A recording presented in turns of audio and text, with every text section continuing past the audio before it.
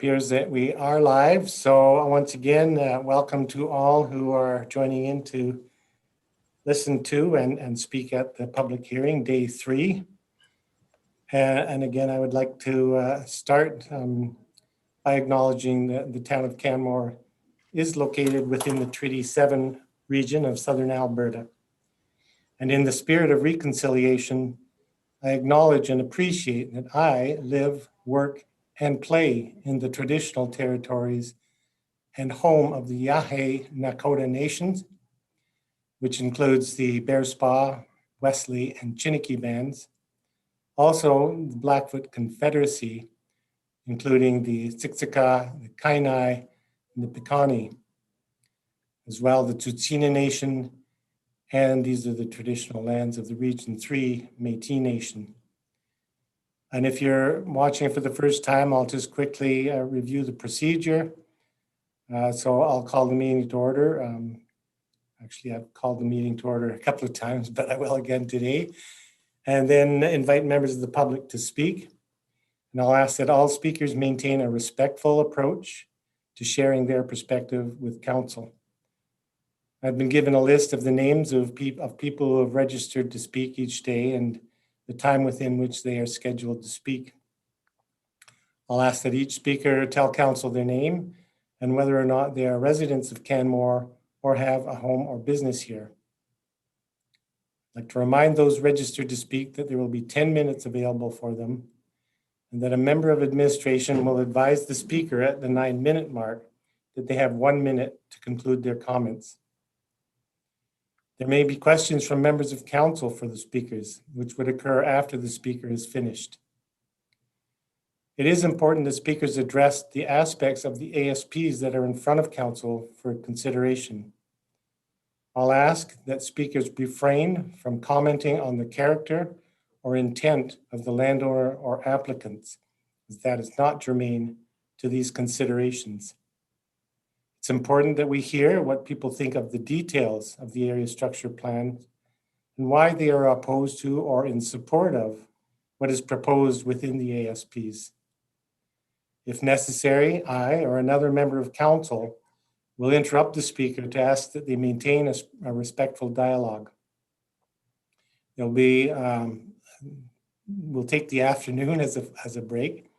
So this morning's hearings goes to 1 o'clock, and then we'll reconvene at 5 o'clock. At the end of each day of the public hearing, I'll call a recess until the date and time that the public hearing is scheduled to reconvene. And once all members of the public who have registered to speak have done so, I will then ask that the applicant or their agent be prepared to answer questions from council. And at the end of the public hearing, the municipal clerk will enter into the record the names of people who have provided written submissions. Written submissions will be accepted until the hearing closes, and every submission received by the meeting adjournment will be noted in the meeting minutes and included in the record of public submissions. After that, I'll give town administration an opportunity to provide closing comments and answer questions from council. And once that has occurred, I will then adjourn the public hearing, after which time council may not accept any further formal submissions. With that, I will call the public hearing to order once again. And look to the list of speakers. The first name on my list is Julie Lamoureux. So I'll ask that Julie join us now. Julie is not here, but the second Julie listed is here. All right, we'll ask Julie, the second Julie, I'm sorry, I can't pronounce that name, Sept? You can tell me. Yes, Sept is fine, Sebit is fine. Hello, Mayor Borrowman and council. Thank you very much for this time and this opportunity. I know it's been said often, and I just want to echo those feelings.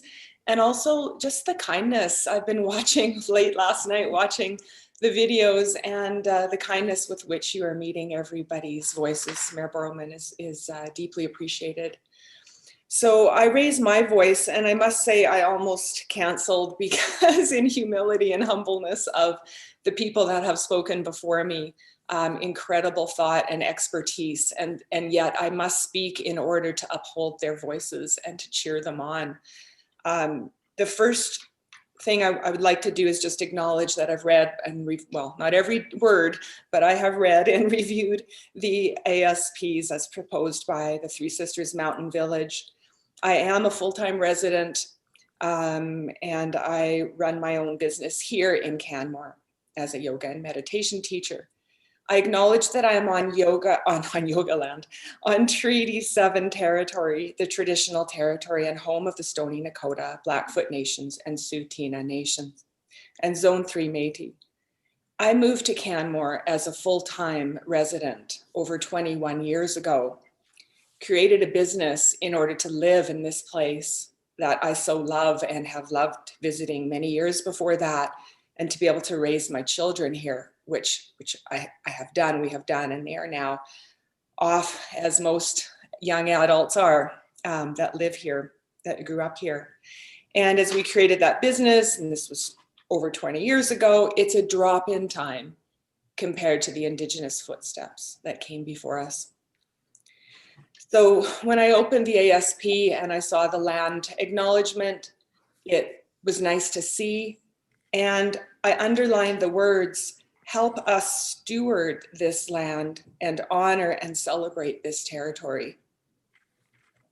And it seems to me that there's not been much action for this to be beyond words, because help us steward to me indicates collaboration and consultation. It is apparent from what Mr. Snow shared this week that at the public hearings, that there hasn't been proper collaboration or consultation. So in the spirit of reconciliation on this alone, I oppose both the Three Sisters Mountain Village ASPs. What would be needed to change my thoughts on that, of course, is collaboration, cultural studies taken to heart, and proper and meaningful consultation so we can incorporate the Indigenous voice. So then I go on to what you have heard many times over from different perspectives. It's not new to you, so I'm going to be very brief. Please uphold the land use bylaw, particularly from 1998, indicating the number of residential units.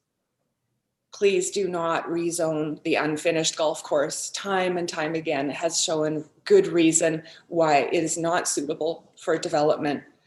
And the undermining the impact and liability as expressed by Ray the other day, just on top of all the other incredible studies, tells us this is not a safe decision or wise decision. And also the impact of the wildlife that would have by developing on this golf course area. Please do not compromise the conservation of wildlands, zoning, particularly in Smith Creek, the land use bylaws. We know more now about the crisis of our climate, of our environment, of our very planet. I know you know this, you've heard this, and I ask that you uphold these knowings. And please demand that there's an independent wildfire assessment done. This is huge and to me imperative in moving forward. Please stand firm on existing growth boundaries and exceed, or at least meet, the climate emergency status that has been created. Can we bring that to more than a status? I know there's action being taken that way, but can this really be empowered in this development? Now is the time to stand firm, and I believe there is another way. I believe that even economically and from marketability, people want to live in a different way that's more in tune with the earth. And what is touted as the biggest real estate play in Canada can be a great opportunity for those that uphold these values to share in that and re-envision our future in collaboration. And as John Wesley, I believe it was, Jackson Wesley, I believe, said, once it's gone, it's gone. So please hold on, be strong. We are supporting you and trusting you will do what the people of Canmore are asking. Thank you for your time. Well, thank you very much for joining us this morning and starting off the day with your thoughts and perspective. I appreciate that. I hope you find some time to enjoy this. Looks like a beautiful day coming up. But again, thank you for joining us. Are there any questions from members of council? Seeing none, thank you again for joining in this morning, Julie. Thank you to you and all that have contributed. Have a good day. And I don't see the first Julie there. So I'll move on into Sarah Causer and ask Sarah to join in.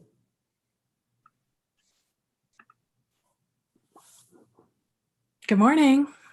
Good morning. Hi. Hello to the Mayor, members of Council, and the community of Canmore.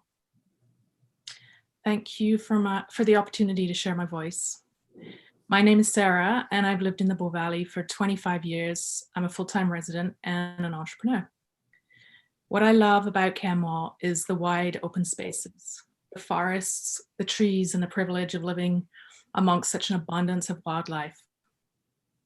I appreciate that I can creatively live in a place of such beauty and still carve out a wild and fabulous livelihood for myself. I love that this community is full of creative, vibrant people who share my love for the land and its inhabitants. Canmore really does feed my spirit. So I've been following the Three Sisters development process closely, reviewed the ASPs, some of the supporting documents, specifically the document What We Heard. I've attended meetings. I've been avidly tuned into the public hearing over the last few days, and so many feelings and emotions emerging over this, from frustration, anger, sadness, dread, numbness. But simultaneously, I'm also feeling a lot of hope, inspiration, and a sense of belonging to this powerful and resilient community, this amazing group of Canmorites coming together over our love for this land and our community expressing its voice, fierce in what it values and what it deeply believes in. So I don't support the ASPs, and I do urge council to reject the plans. The ASP clearly reflect a misunderstanding of the true essence of Canmore, the community and its values, our value of environmental stewardship, and the privilege to coexist with wildlife. I currently reside in Three Sisters, and as much as I appreciate the peacefulness of my neighborhood with my wild four-legged neighbors, I live amongst an abundance of empty, expensive homes. And in all honesty, this quietude has suited my introverted lifestyle for the past few years. But this threat posed to our town's well-being, our lands, and our wildlife through these ASPs has ignited a fire inside of me and an urge to re-engage with my community. I want to make sure my voice is heard. There's so many reasons to reject the proposal. The wildlife corridors are already marginalized. The plan does not support coexistence. The status of wildlands is currently zoned conservation and represents our role as environmental stewards. The Stony Nakota were not included in the process. The voices and expertise of our local biologists, mining engineers, and other members of our community who've spent their life work contributing to these issues at hand are being ignored. The risk of building on undermined lands, creating potential liabilities for the town and taxpayer. The growth boundary. Canmore's already a tipping point, so doubling our population without addressing issues that are here would be a big concern. And although public engagement did take place, I feel it clearly missed the essence of what our community stands for. So I want to just touch on what's been happening over the last year. The current global issues have caused us to spend the year in intense restrictions. We've been forced to stop and look we've been forced to stop our normal everyday activities, our busyness, and to see who we are today. And much has been revealed. the inequities, the imbalances, the injustices of our global systems, our human thirst for consumerism and production, and our ever-evolving need for more, our sense of entitlement and our attitude towards the natural world, that humans are superior and we can take whatever we want. So here we are, we've arrived in a whole new era, a time where there's no map or compass, a gap between known worlds. And this unknown territory provides us with a great opportunity. So let's not go back to business as usual. The old stale paradigm that shouts me, me, me instead of we. Let's use this time responsibly, honoring the role we've been given as environmental stewards. Let's use this time as an opportunity for transformation, an opportunity to discover a new kind of leadership that calls for partnerships based on collaboration, inclusivity, meaningful engagement and trust, and leadership where all voices count. I recognize that the Three Sisters Mountain Development are key players in the future of Camel, but they're not the only player. This powerful group of 300, 350, 400 people sharing their voices, their passions, their skills and expertise, standing up for what we believe in, voices that represent the heart and soul of the community, truly an essential piece for the future of Camel. Without the heart or soul, the community will become fractured, lifeless, and deadened.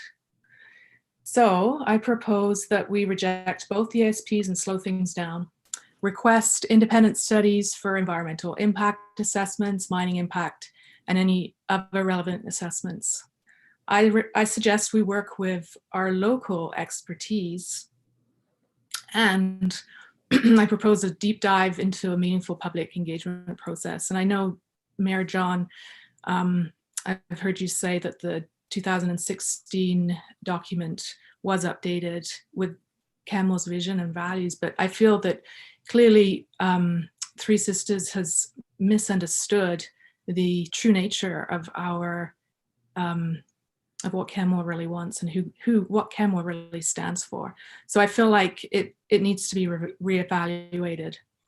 I understand that council likely doesn't have the time or resources to make that happen. So I suggest hiring one of our local experts to lead the process. I think the council should be engaged in it as well. So we need to find out who we are as a community in 2021, what our values are now. So much has happened, and what we're not willing to negotiate on. What do we want to create for our future generations?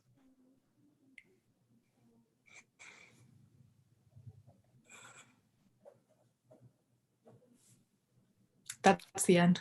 That's the end. That's all I have to say. Full stop. Okay. Yeah, period. Great.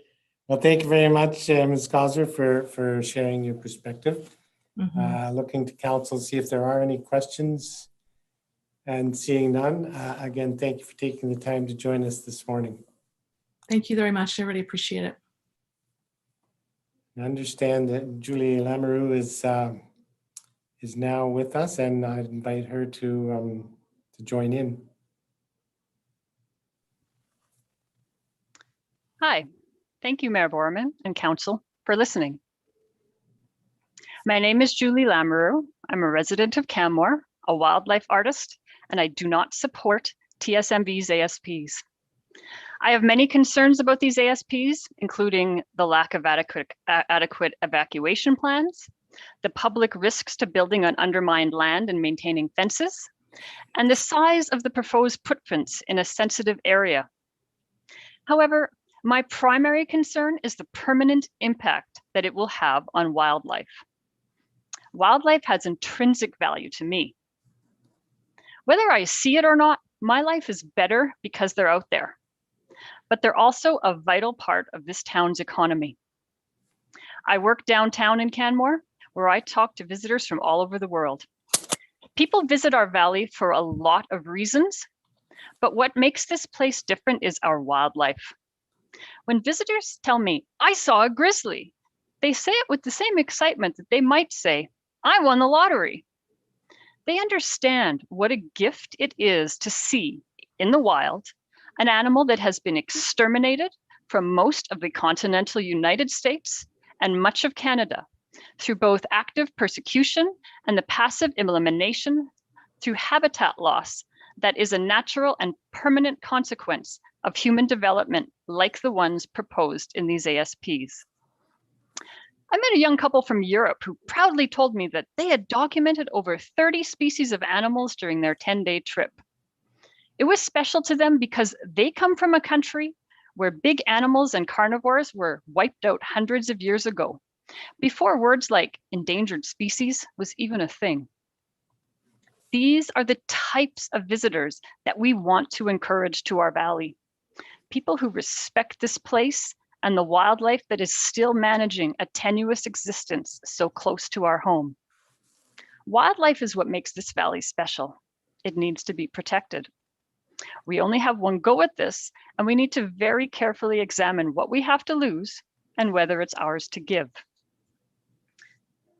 TSMV's primary wildlife mitigation strategy is a wildlife fence set directly adjacent to development. The other main mitigations are providing park space within the ASP zone, attractant management, and educating humans to appropriately use the corridor. These are all great ideas, and other than the fence, Canmore's already using them. Let's look at education. At the moment, I'm pretty sure people know that they're not supposed to be walking on TSMV's private land, which is also a wildlife corridor, but TSMV states that 94% of current users on their land are human, despite ongoing education efforts to keeping people out. Now, this doesn't surprise me because I see people breaking rules regularly. Things like allowing their dogs to walk off leash, crowding wildlife. I'm pretty sure people know that they're not supposed to do these things because we have signs, laws, and social shaming. But people still do them. As it happens, we have law enforcement because humans are very bad at following rules. Unfortunately, TSMV's ASPs don't reflect this reality about human behavior because their entire wildlife mitigation strategy is based on the premise that their education efforts will be 100% effective for reducing inappropriate use of the corridor. The independent environmental review caught this and stated that they have concerns in TSMV's level of confidence of the proposed mitigations. So it seems that TSMV's wildlife mitigation strategy assumes that they can make the wildlife area as narrow as possible, ignore the science of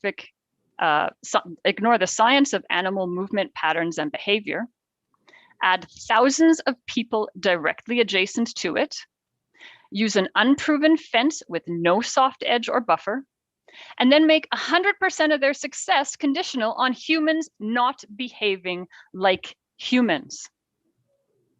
To paraphrase one of the most infamous politicians of our time, TSMV wants to build a fence, and the wildlife will pay for it.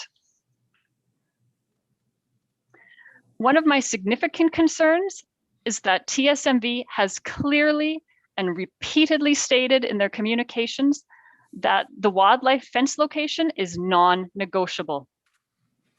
However, our town's independent EIS review strongly emphasizes that the fence position may need to be negotiated as the plan's uncertainties, and there are several, require both a meaningful wildlife monitoring and adaptive management plan.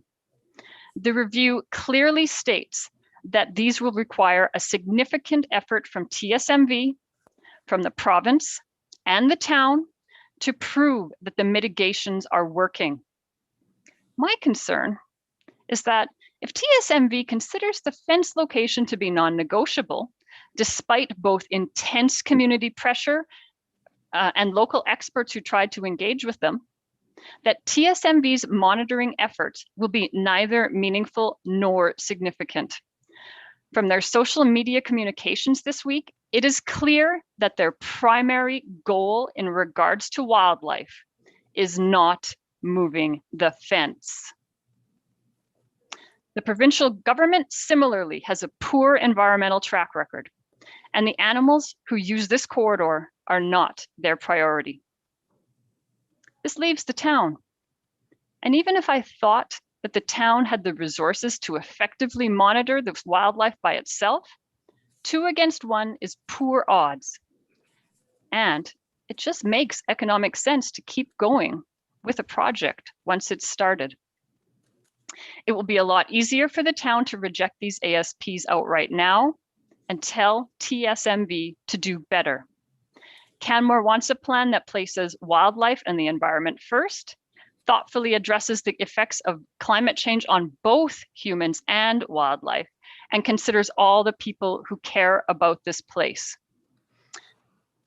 Tell TSMV to not move the growth boundary, that we will not be rezoning conservation or wildland or golf and recreation.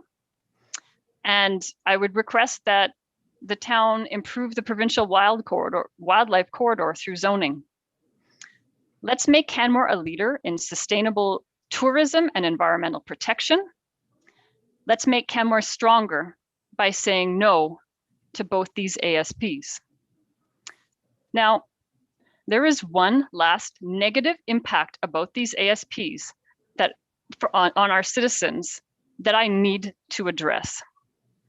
I am speaking of the serious physical and mental health effects that these ASPs have had on our citizens who are already knocked down by a global pandemic.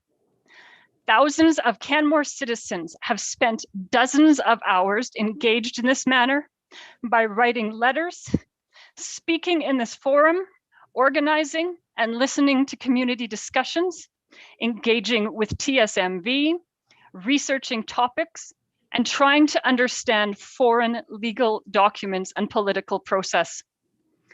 Others are simply too afraid to make their voices heard. Our mayor and council has spent this entire week listening. All of us had other things to do, but we made this our priority. If others are like me, they have been kept up at night and they have missed work. They have carried inside them for the last few weeks a deep sense of grief, disbelief, rage, and powerlessness over these ASPs, and especially that in 2021, when we clearly understand that habitat destruction and fragmentation are the process by which species extinction occurs, that a plan effectively cutting off a vital continental wildlife corridor was even on the table. Because I believe in democracy, fundamental decency, and our town's commitment to the environment and sustainable tourism, I am assuming that council will do the right thing and vote down these ASPs. When they do, it needs to be very clear to TSMV not to waste our time and energy or insult us with such a proposal ever again. Ms. Lamoureux, I believe you're at the 10-minute mark. have So two I more just ask sentences. that you, yeah, thank you. Okay, I would like town council to consider placing moratoriums on ASP submission in the future, or make other efforts to protect all of us from another round of this in a year or two, and to make it clear that the rights of landowners to develop in our valley carry with them a far greater weight of responsibility. Thank you. Thank you for bringing your thoughts, and I can sense how emotional you are about these issues, and I know how difficult it is to speak in a forum like this at the best of times. So thank you for having the strength to share your perspective with council. I did want to note briefly, you raised the question of evacuation planning, and I should note that evacuation planning is within the domain of the municipality. And the town does have a very comprehensive evacuation plan. And this plan will continue to be revised and updated if and when the community changes in any way. So just to you should rest assured that there is an evacuation plan in place and ready to roll in the event of many different types of emergencies. So at this time, I'll look to council to see if there are any questions from Ms. Lamoureux. Councilor McCallum. Thank you, Mayor Barman, and thank you very much, Ms. Lamoureux, for coming to speak to council.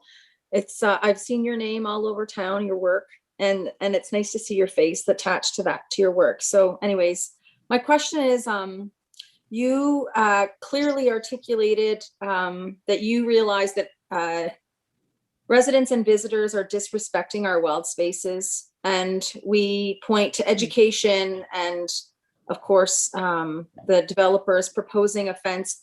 Do you have any other suggestions? And I would actually note we've hired another bylaw officer to try and do more enforcement within our town borders. But do you have any other suggestions that you might share with council on how we might be able to approach this problem? It's a problem. It's a big problem. Yes, please. Well, like I said, how all cultures that I know of and all over the world have law enforcement because people are just very poor at following rules. That's the truth about human behavior, and there is very little that's going to change that without the sense that somebody is watching, right? I see dog poop bags left by garbage, just terrible things that the smaller the impact it seems to be, the more people seem to do it. And unfortunately, if in the Three Sisters area, ASP area, we have 10,000 people, tourists and everything, walking in a wildlife corridor to most people doesn't feel like they're hurting anything. And so I think that is something that education, you can educate people as much as you like, and they're still going to do it. I don't disagree with you. And we heard people yesterday speak of their love of the valley, their love of wildlife, and then basically note that they were walking through private property or through the wildlife corridor inappropriately. And so it was kind of, yeah, I don't think we realize it. I think people don't. Anyways, I appreciate your emotion and passion, and I hope this doesn't ruin your day, man. This is really early in the morning. Hey, man, it's ruined my week, but now I can kind of relax a bit, and I'll wipe the spit off my screen after from my impassioned last time. Thank you for listening, and that I went a few seconds over. All right, thank you so much for your time. Thank you. Thank you very much for joining in today. At this time, I'll ask Marg Reeves to join in.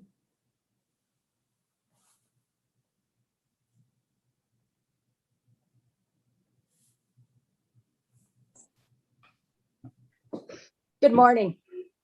It is a beautiful day out there, and I will speak and then I go off and go skiing. So thank you very much for allowing myself and other members of the public to address our concerns. And yes, I have read the ASPs as best as I could. I'm not well-versed in legalese or spin, but I've read them. And as Councillor McCallum knows, I am quite a passionate person. And I would actually like to put in some input for the question that she asked the last speaker. And something a group of us have done in our dog park is we have a small group that goes around and collects dog poo. And we try to encourage people to pick up.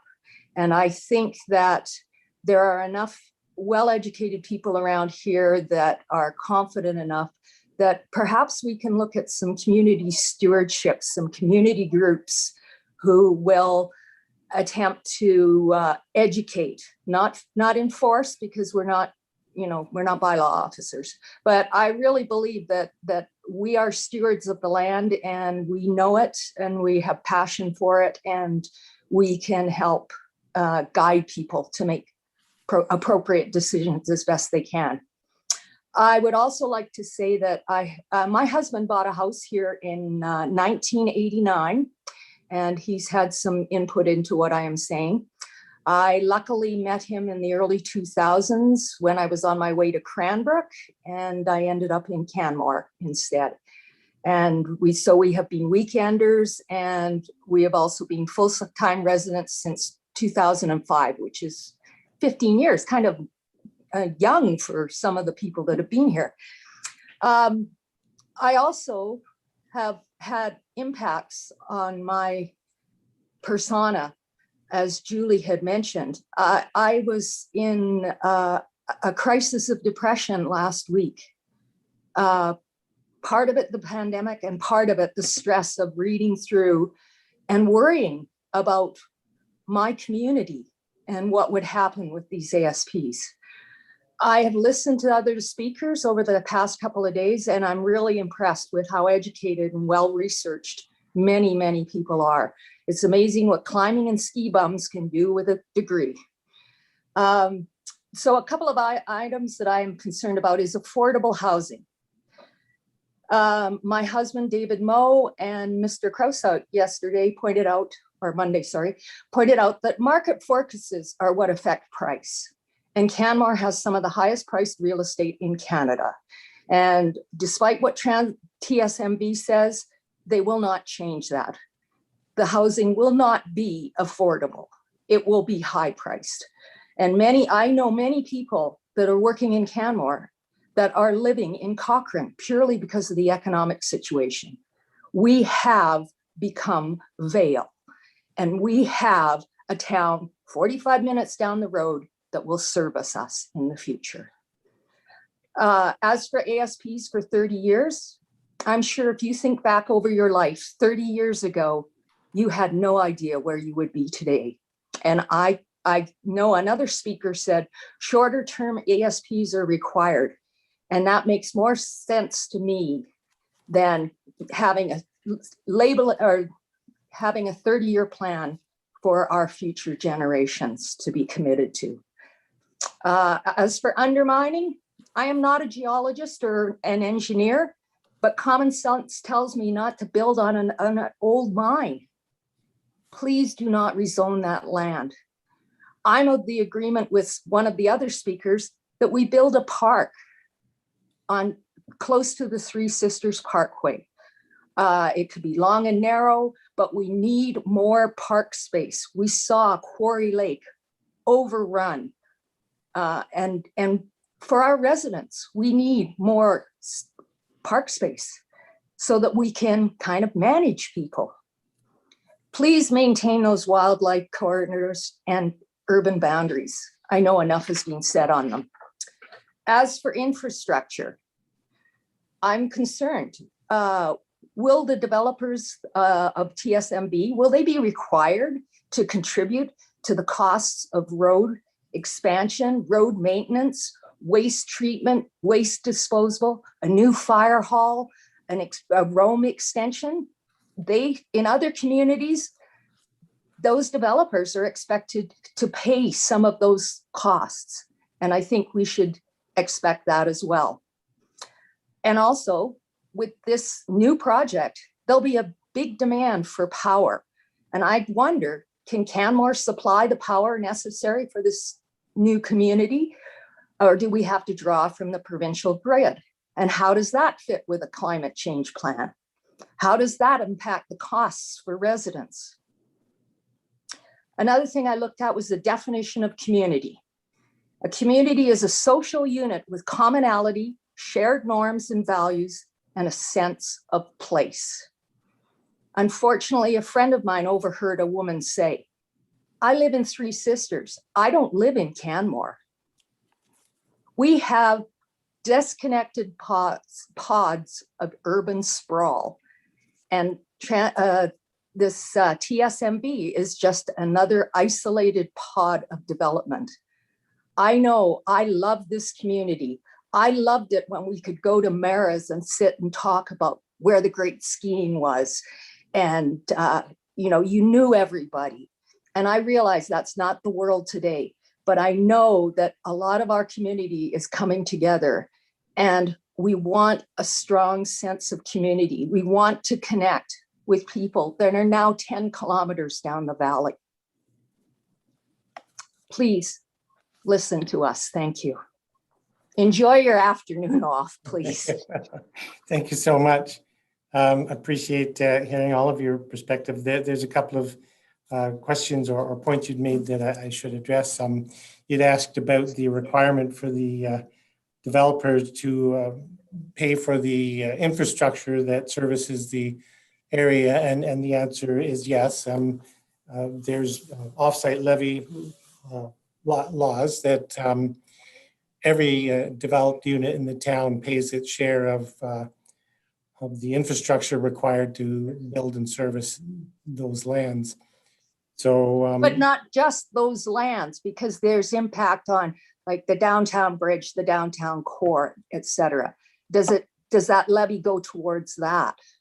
the offsite levies deal with the infrastructure required to build the development. Yes, but not the rest of the town. You're perfectly right. Of course, taxpayers. Actually, no, I would correct you, Your Worship, but I'll let you finish your sentence.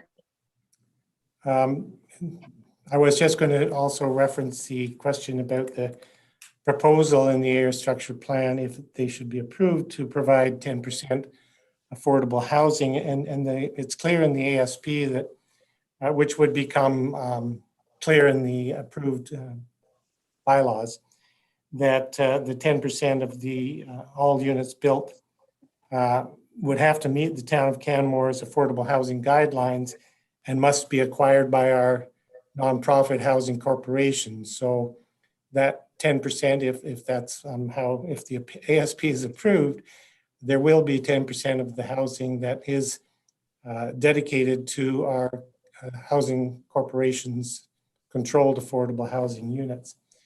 And one other question you had was around power, sufficient power. And you should know that the town of Canmore doesn't actually generate any power that specifically feeds Canmore. All of our power is pulled off of the grid. So yeah, I just wanted to correct or to help you understand those aspects. Councillor McCallum. Thank you, Your Worship. And I don't want to necessarily correct you, but I know that you've been doing a lot of the work, heavy lifting in the last 3 days, trying to sort of peel away part of these layers for the public. So I just wanted to help. The developer pays for the roads, the light standards, all the sidewalks and everything else that happens in their neighborhood when they build a new subdivision, Ms. Rees. And then any impacts offsite that are attributable to that growth are included within the offsite levy. So there's 2 ways where developers are paid. And so like in a neighborhood that already exists, say your own, if a neighbor were to put up a duplex or something like that next door to you, they would, that's a growth related expense. So they too would have to contribute an offsite levy amount to the municipality within a larger, and it's pretty complex and it makes my head hurt a little bit to think about the offsite levy model, but it works. And it basically allows for growth to pay for growth. I hope that helps clarify your question. Thank you. Thank you, Councillor. And unless there's questions from councillors from Ms. Rees, thank you very much for taking the time this morning. I know these are really challenging issues, and I really appreciate you've taken the time to consider the information and share your opinion with council. Thank you. Thank you. This time I will ask Sue Arledge to join in.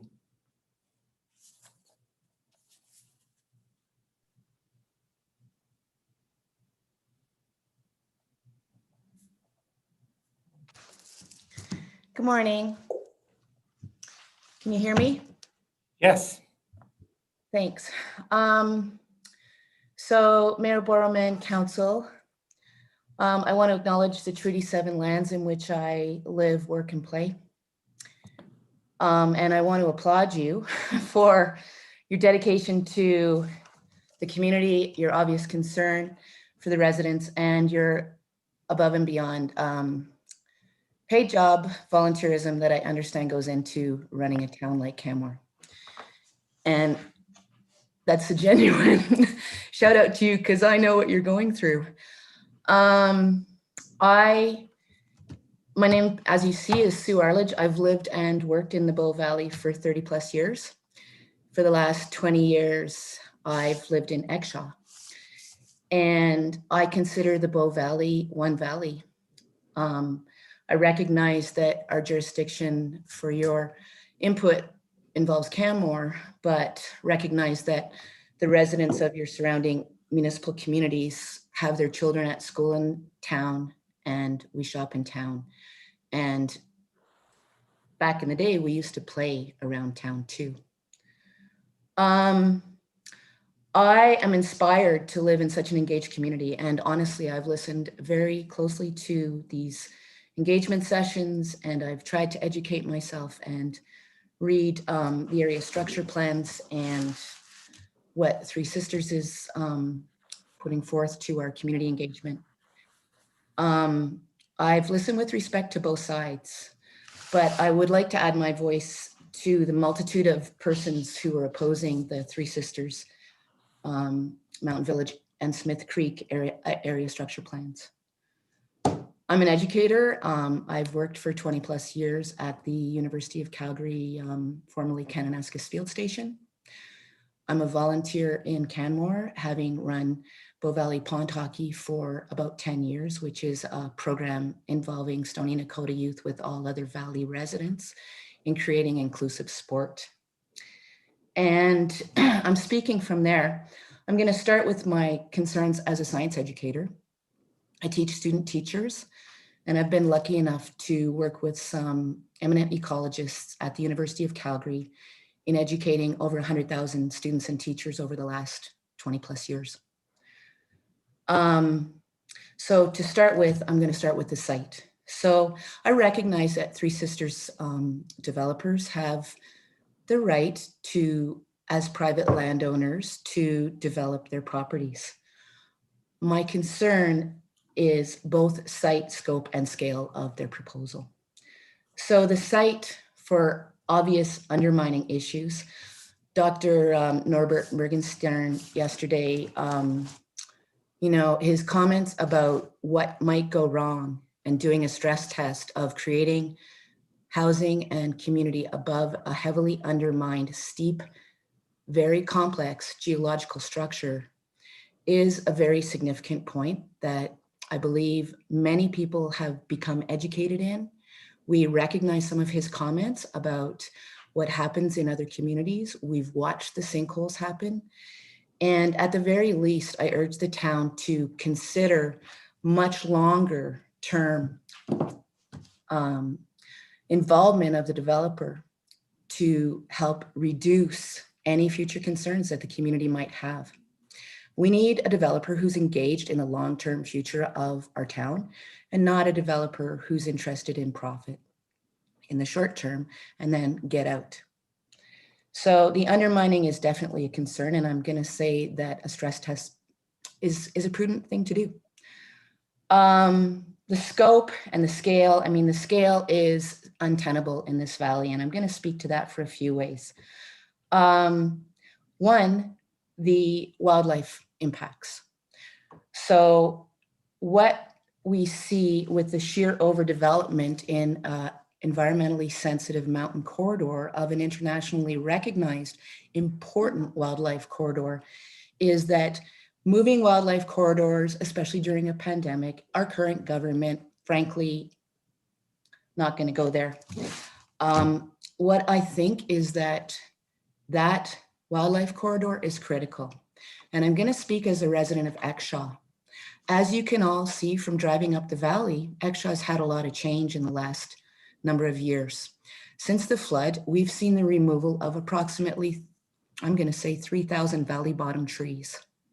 If you talk to one long-term resident of Exshaw and ask them if they've seen sheep in our community for the last 3 years, they'll tell you no. The sheep have left the valley.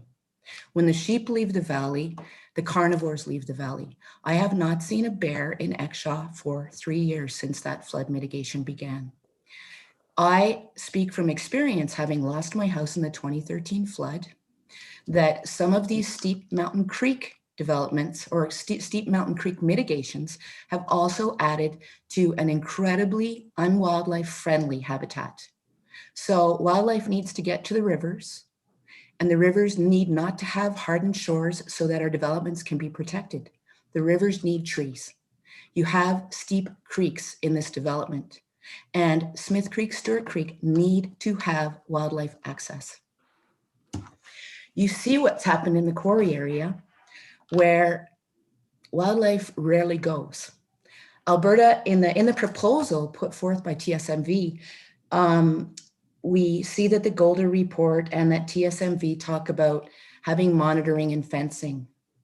From long-term perspective, I'd suggest there's one human wildlife conflict specialist in this province.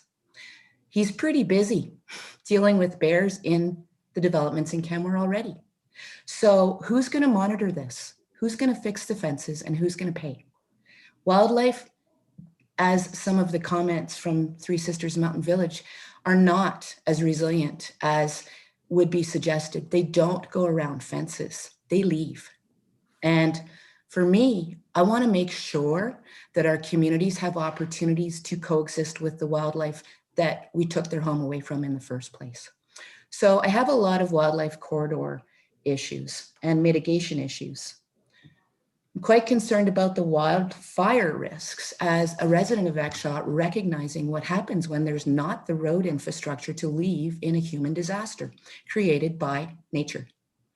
I'm very concerned that the number of bridges crossing the Bow River is inadequate to create evacuation of such a large development. People cannot head up the Smith Dorian. And for what it's worth, I'm one of the strong proponents that the Smith Dorian should not be a paved road because it puts humans into the backcountry in their vehicles, creating more human-wildlife interactions that are unanticipated. So for me, the fact that wildfire risks exist, and when you read what Three Sisters Mountain Village proposals say, they will deal with this by removing trees even into the existing or the proposed wildlife corridors. When you remove more trees, you remove the wildlife. So trees and wildlife go together, and not just the small wildlife. As you know, the Bow Valley is rich in biodiversity, and the 350 species of songbirds that will be disrupted due to tree removal are a significant part of our fabric that most of us care to have intact. What I'll say to the specific proposals is that the area structure plans and their proposals require, one, that I think the town needs to retain the existing wildlife protection zoning and not change those bylaws.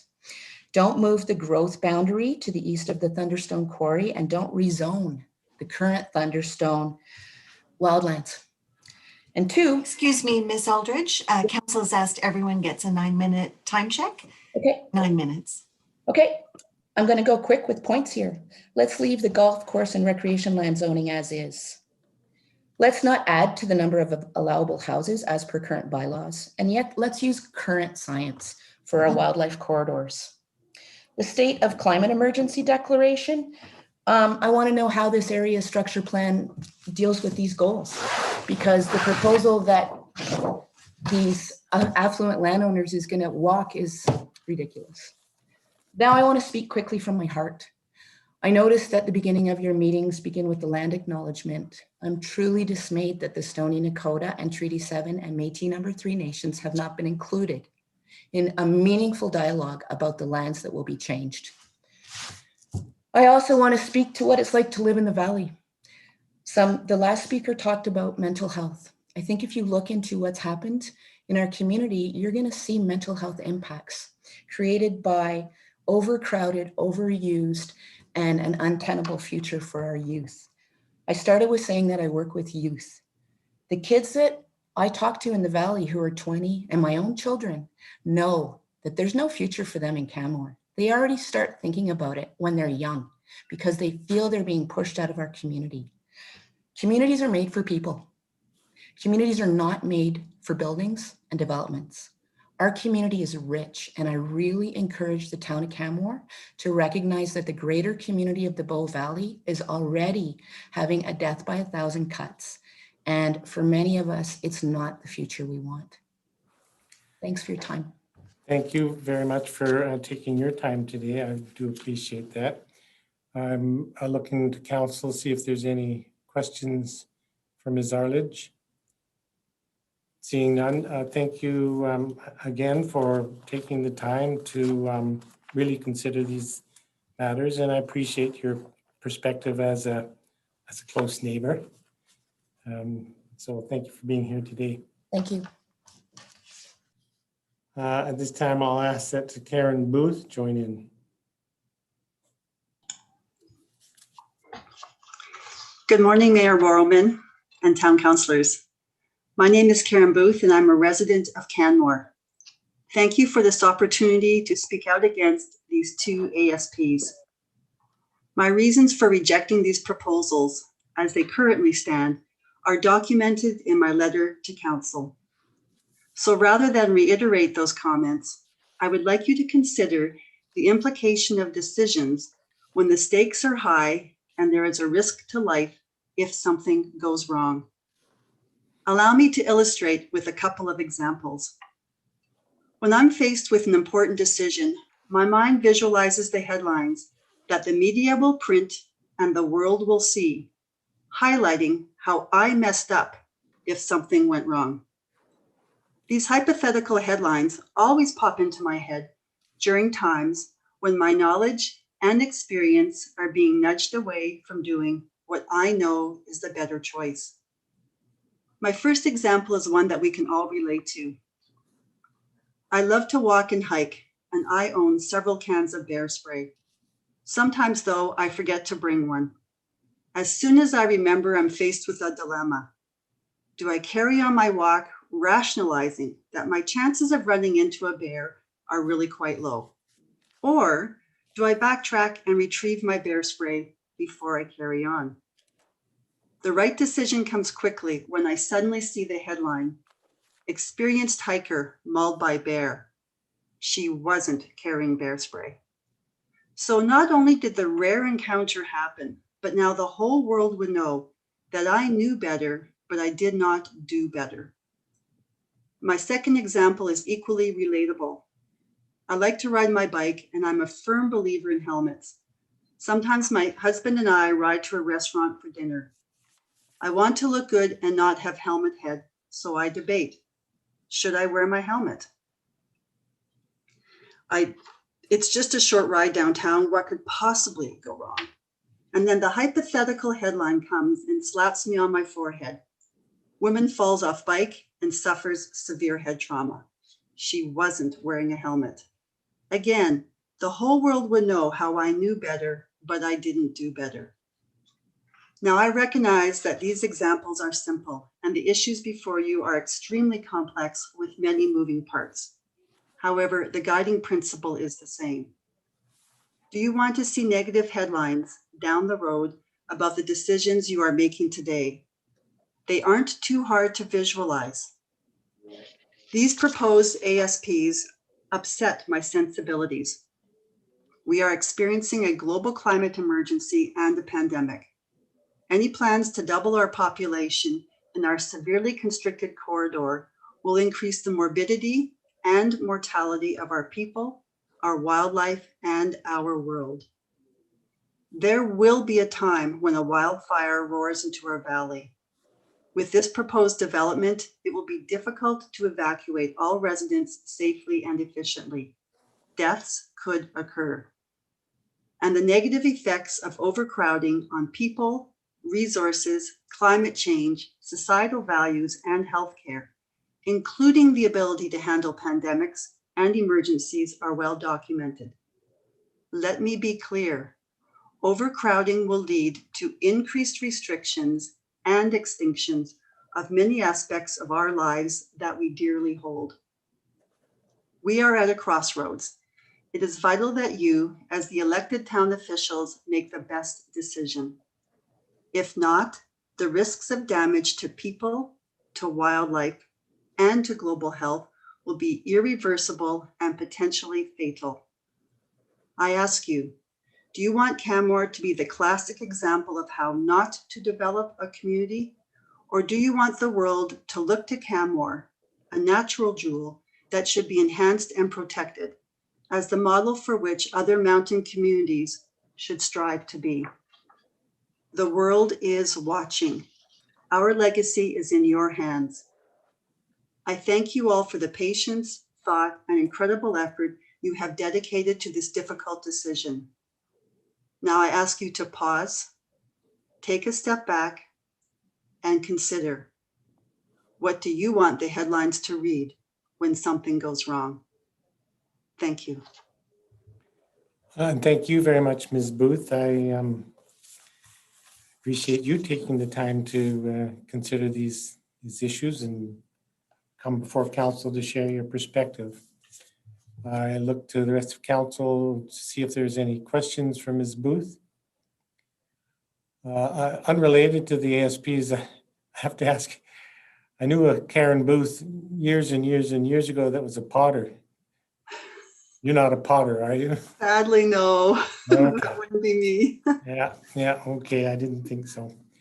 Regardless, thank you again for joining in today. I really do appreciate your time. And thank you for your time. I think we could squeeze in one more speaker before we call a 5-minute break. Does that work for everybody? Yeah, okay. I'll ask that Clifton Potter join in.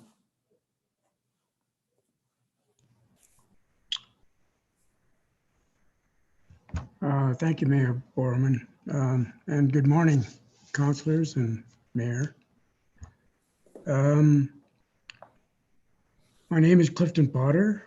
Nikki and I have been permanent residents in Canmore for 19 years.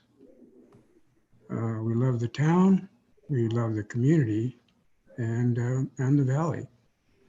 And that's why I'm here today. I normally don't get too involved in these kinds of things because I have a lot of respect for our council and and mayor, but I just feel like I need to get involved in this one. I have written a letter, and I just want to talk to you about my concerns. I'm an environmental engineer and a civil engineer. Worked in environment all my life. I've worked quite a bit with mining. Anyhow, first of all, I'd like to acknowledge that we play in Treaty 7 territory. It's important that we all understand that. And I also want to say I have a huge amount of respect for all of you. All the time that you put in, all the work. It's an undaunting task, I would say. But it's a task that needs to be done. I think that, I don't have any idea what goes on behind closed doors, but it seems like a long, detailed consultation dialogue process has been going on. Unfortunately, I don't think it's resulted in plans for the valley that sit well with a lot of people in the valley and sit well with the science. Anyhow, so I've got lots of issues. First of all, I'd like to say I have read the ASPs. I've read Steep Creek Hazard and Mitigation Studies, the engineering reports, the master drainage plans by BGC, Alpenfra, and Woods or WSP. And I watched the presentation on February 9th by TSMV. I've read parts of the two EISs and the town's consultants' third-party reviews. Anyhow, the concerns I'd like to talk about are wildlife, old undermining, the flood and debris management issues, as well as taxes and financial implications. So wildlife, I think we all recognize this is an incredibly important habitat for wildlife, for not just the ungulates, the grizzlies, the other large mammals, but for all the other critters that are out there. It is an incredibly important habitat. It's a natural area. And it's already been really compromised by developments, roads, railways, people, everything. And I think it's important that we have to do what we can to try to mitigate those impacts. The impacts are huge. I just have a huge amount of respect for our natural environment.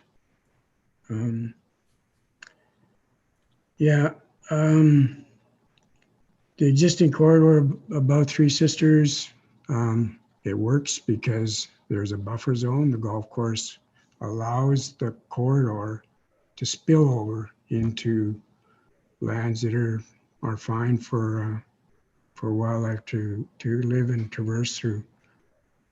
To put a fence up there, I don't know. I think there's just too many uncertain outcomes. And in fact, the town's consultant who reviewed the EIS, MSES, and I'll quote, they concluded that we think there is a substantial uncertainty about the potential effectiveness of a fence to mitigate the entire range of impacts it is being proposed for. I would listen to them. And then there's the issue of long-term maintenance costs. Anyhow, to me, a buffer zone makes sense. A fence does not make sense. And then we have the issue at the end of with the municipal development plan and the urban growth boundary, and the important habitat of wind and pigeon valleys.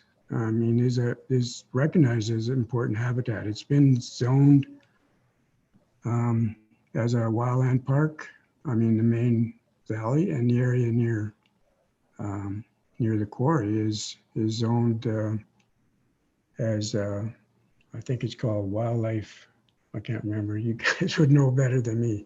But it's important habitat. And just in the last week, I've taken the time to go walk through the area. Not that I haven't been in the area before, but this is rugged, steep terrain. It's just to squeeze a corridor into that terrain. I just don't think, I can't see that it can work. And I think other people have recognized that as well. It just doesn't conform to the guidelines that were established years ago by the BCEAG. I hate using acronyms all the time, but. So the other one is underground mining and the underground mine works. I mean, the USP is pretty detailed about, where they believe that the mines have been and the work that Jerry Stevenson did years ago and documented. I mean, it's really valuable.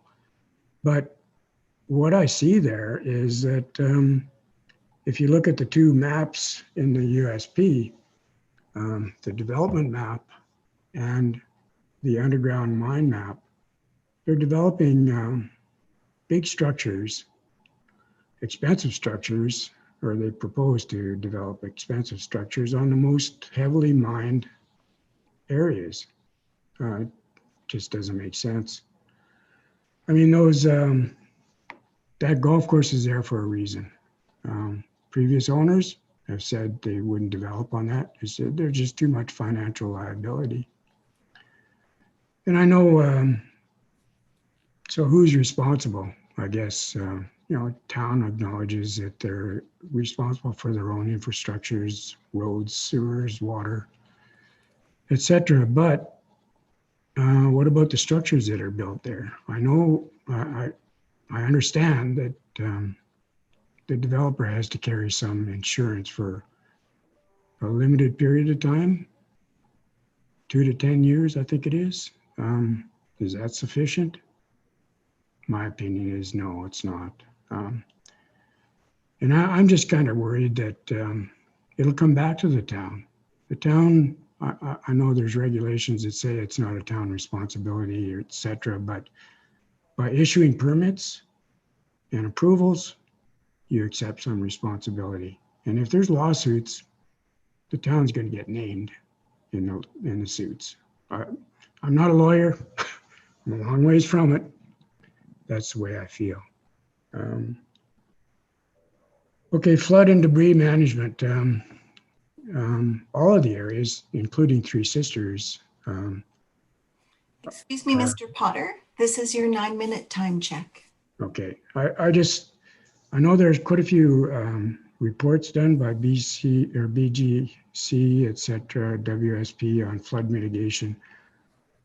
But what I see there is, flood mitigation levees, channels, stormwater ponds, et cetera, only work until the big one comes.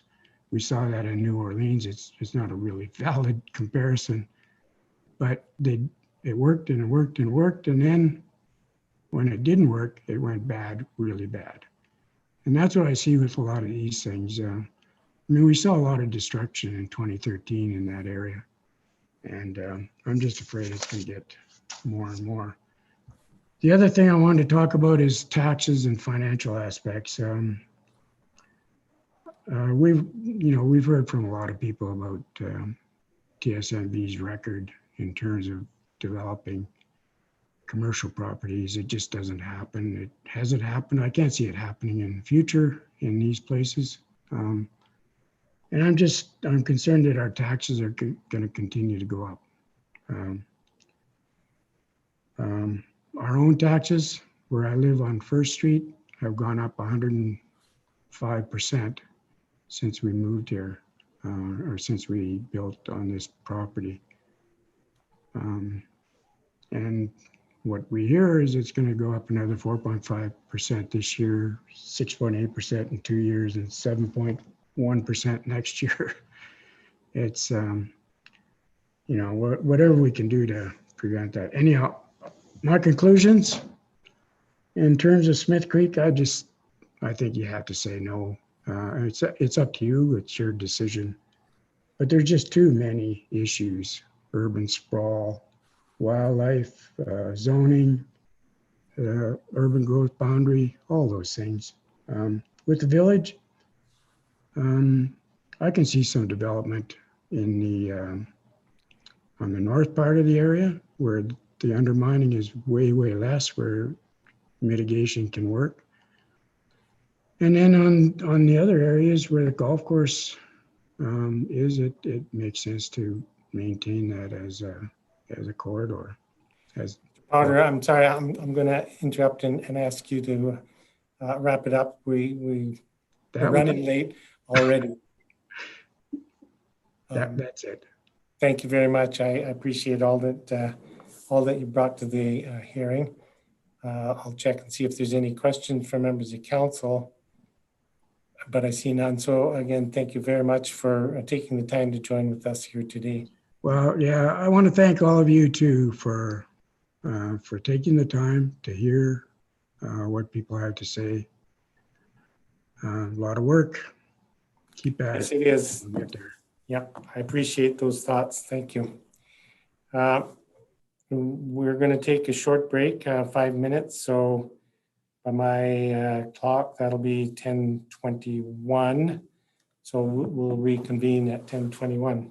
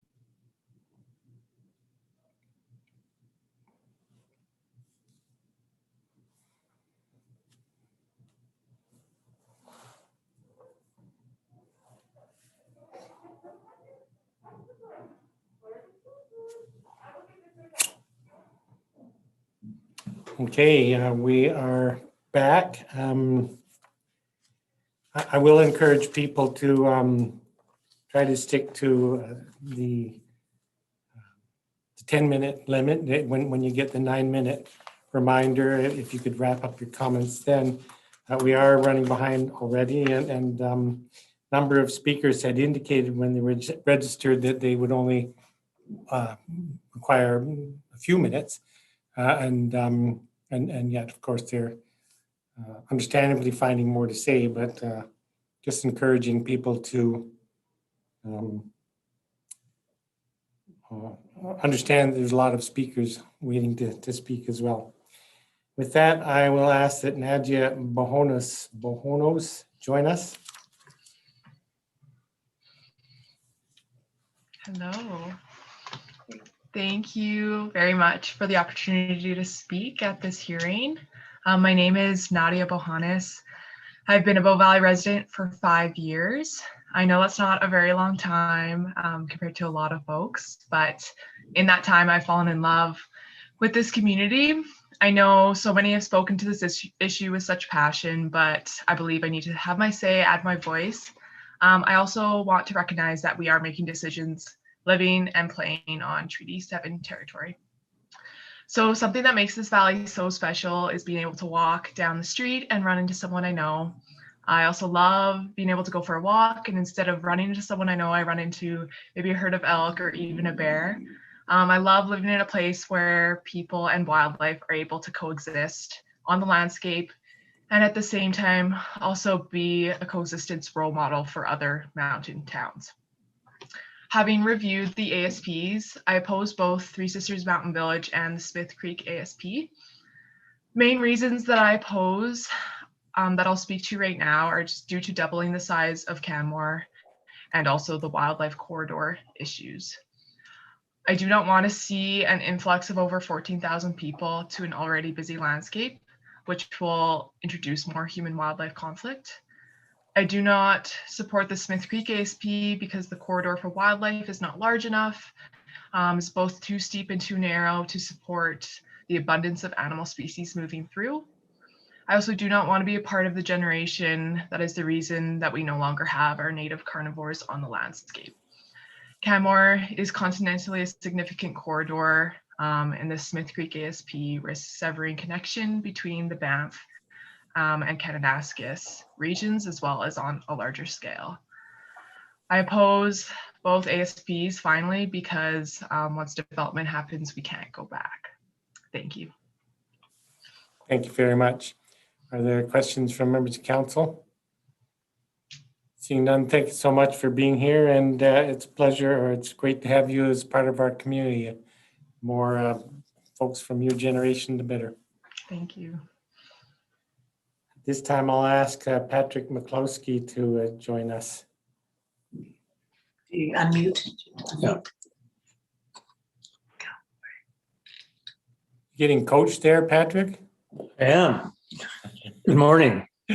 My name is Patrick McCloskey. I want to thank the mayor and councillors for the opportunity they're giving to citizens to express their opinions on the Three Sister Mountain Village proposals. I don't envy you your job. It would be easy to dismiss those opposing TSMB as displaying NIMBYism, but I don't believe that's the case. I think we've been hearing sincere expressions of concern for the town we love. I'm opposed to the two ASPs for a number of reasons. I think that by now you may have heard others express all that I plan to say, but I'll forge ahead anyway. I've lived in Canmore for 23 years. We used to live in the Cougar Creek area. In June of 2013, I was standing on the bridge over Cougar Creek under torrential rain, listening to huge boulders rolling down the creek and watching the banks gradually cave in. I don't have to tell you what happened here, but it was clear that if the rain had continued another 12 or 24 hours, the creek banks would have eroded that much more, undercutting the homes along the creek to the extent that they would have become unsalvageable. And the streets beyond, including ours, would have been flooded. I'm sure that at the time the approval was given to build there, no one predicted such an event. How could it be an issue to build on this nice open area where such a storm hadn't occurred in recent memory? Well, it seems that in retrospect, that building on an alluvial fan, which was created by water rushing out of a canyon, is not such a good idea. Major mitigating measures have been undertaken to protect homes in the area should this happen. Those measures are appreciated, but are hugely expensive and have still some way to go. I'm not casting aspersions at those who made the decision to allow development at Cuckoo Creek or the developers who built there. My wife and I lived happily there for 18 years. But it's clear there can be unintended consequences, often very severe, of building on land not suited for development. I believe that's true of building on undermined land. What could go wrong? Nature and geology will have their way. We had a reminder a month or two ago that earthquakes do indeed occur here in the Bow Valley. Although that one west of Banff was just under 4.0 in magnitude, it was felt as far away as Cochrane. What would be the effect of an earthquake under the golf course area with the vast mine tunnels and shafts below? We don't want to find out, but it clearly has the potential to be catastrophic to homes and lives. I don't think it's likely that the $5 million per occurrence liability insurances on the part of developers and engineers would go far. And if it occurred once their liability periods had ended, who's on the hook? That's true also of possible damage caused by slumping, as has already been seen in the area. And what are the implications if there are slumping or sinkhole issues, but the developer has declared bankruptcy, as has happened in past years? The late Jerry Stevenson, who sadly passed away a year and a half ago, knew more about anyone than undermining in the area, from his background of working long years as a mining engineer. He had grave concerns about building on the undermined land here and was not convinced that it could be made safe. He said that as a consultant, he had worked with 300 mines worldwide, but had never seen a mine with as complex a geology as here, and declared the surface as unstable. He was completely against the area being used for residential housing. I bow to his expertise in this matter. To move on to another point, I was in Whitehorse a few years ago, to the wrong page, and I was at a checkout in a small store in the main street. The woman in front of me, a resident, was talking with the clerk about what a shame it is that the big store on the edge of town was sucking so much business away from the number of downtown businesses that had long been fixtures of Main Street, that they were now closed. As a visitor, I could feel the negative effect on the atmosphere of the downtown, a place I had previously experienced as vibrant. Whitehorse has a population of 25,000. If you take the proposed TSM development, if it goes ahead, you take the projected build-out population of Canmore, add in the population of Banff and Lake Louise and Exshaw and Morley, and it's not hard to imagine a big box store sensing an opportunity. The result could well be like what happened in Whitehorse. Customers are lured away from businesses in the downtown core, and tourists who might otherwise have spent some time patronizing the downtown shops are lured off the highway. The same has happened in small towns in Ontario and elsewhere. We have a beautiful, vibrant downtown. Let's try to ensure that it has the best chance of staying that way. On the matter of taxes, on Tuesday, one presenter who was in favor of approving the ASPs stressed how only after houses are built and occupied will commercial development follow. After all, a potential business would want to know that there are enough people living there to take the gamble of setting up shop. So the phasing guidelines in the ASP that specify commercial development along with housing may not be realistic. Promises of past commercial development have not materialized. Given that the higher taxes from commercial developments are an asset to town's finances, whereas the lower taxes on housing do not offset the cost of the town providing services, water, public transportation, waste management, etc., it would be quite a financial gamble for the town to okay development unless commercial space is built and occupied by tax-paying companies instead ahead of the build-out of homes. That would seem an unlikely scenario. And what if commercial space is built, allowing the construction of housing to go ahead, but no company moves into the commercial space? No commercial taxes flowing to town. On affordable housing, we may all know someone who was born and raised here and loves it here, but had to leave town if he or she were to achieve their dream of owning a home. I know I do, and it was a sad day when he had to leave to have any hope to realize his dream. And we heard from one young resident late in the day yesterday who expressed the same fear of having to leave this town where she grew up and loves. I think we all agree more perpetually affordable homes need to be built. I think this will also help the merchants, restaurateurs, and other businesses and services in town who need locally based employees. It may be that much of the affordable housing in the ASPs may wind up going to those working in new commercial spaces at TSMB, which would do nothing to meet the needs of those in the valley who already need it. Here we have the construction of affordable housing tied to the development of expensive homes, many of which will likely be second homes, lying empty much of the time. I think the town needs to be the one to take control of developing affordable housing. About wildlife corridors, much has been said about the inadequacy of the wildlife corridors by qualified presenters. But I would like to suggest that in addition to the pressures on wildlife by pinch points and increased numbers of people, the noise and dust and commotion from construction over the many years that the construction will take place will be an added deterrent to wildlife wanting to move from one valley to the next. And the fence. If an animal breaches the fence and becomes disoriented and afraid, it could be a danger to itself and to people. So much for living in harmony with wildlife in this valley. On climate, whether for building or pouring into mine tunnels, vast amounts of concrete will be required. Taking in all stages of its production, concrete is said to be responsible for from 4 to 8% of the world's CO2 emissions. Among materials, only coal, oil, and gas are a greater source of greenhouse gases. And concrete is a thirsty behemoth, sucking up enormous amounts of water. In addition, we have to consider the carbon footprint of trucks hauling sand and gravel and building materials for construction purposes over a period of 20 to 30 years. With our stated declaration that we are in a climate emergency, why would we want to add greenhouse gases? I believe that this development runs counter to our declared desire to be leaders in being environmentally responsible. Who wants Mr. to- McCloskey, excuse me, you're just approaching your 9-minute mark at this time.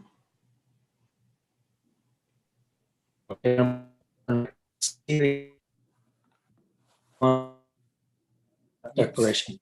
In closing, because of the amount of development, if approved, the ASPs will determine the course of this town for a long time. If after, say, 10 years, we find that there are some concerning aspects to the development, how do we put the brakes on? What's done can't be undone. Let's be leaders among mountain towns in how we move ahead with any development. We can do better. In sum, I stand against approval of these ASPs. Thank you for your time. Thank you very much, Patrick, Mr. McCloskey. Appreciate your joining us today and sharing your perspective. Are there questions for Mr. McCloskey?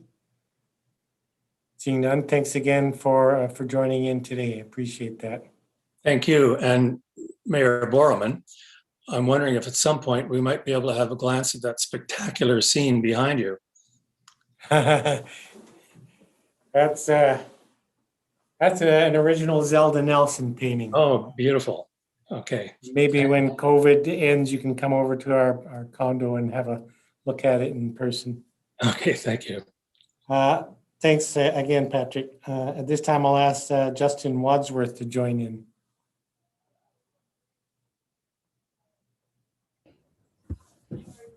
Hello, can you hear me? Yes. Okay, great. Good morning, Mayor Bowerman and members of Town Council. My name is Justin Wadsworth, and I'm an 11-year full-time resident of Canmore. I'm the head coach of the Canadian National Biathlon team and the former head coach of the Canadian National Cross-Country Ski team. I am also an Olympian, a father, a community volunteer, and a concerned citizen. I am speaking today in opposition of both the Three Sisters and the Smith Creek development ASPs. As I read through both ASPs, I noted descriptions of the proposed development that use language such as diverse population, strong sense of place, and promotes community that will be culturally vibrant and attractive while maintaining respect for the environment.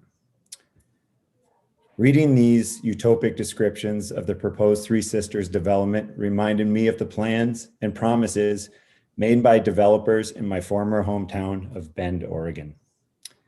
In 1986, I was 17 years old and the population of Bend was 14,000 people. Like Canmore, the outdoor recreation opportunities were endless, the wildlife and natural spaces were abundant, and the community was proud and close-knit. Over the next 10 years, not unlike Canmore, Bend was discovered and increased tourism and lifestyle seeking wealthy second homeowners drove increased development, new home builds, increased real estate prices, and irreversible change. The changes were subtle at first and not entirely unwelcome. New restaurants, more amenities meant more choices and variety. At the time, it seemed that a little bigger maybe was indeed a little better.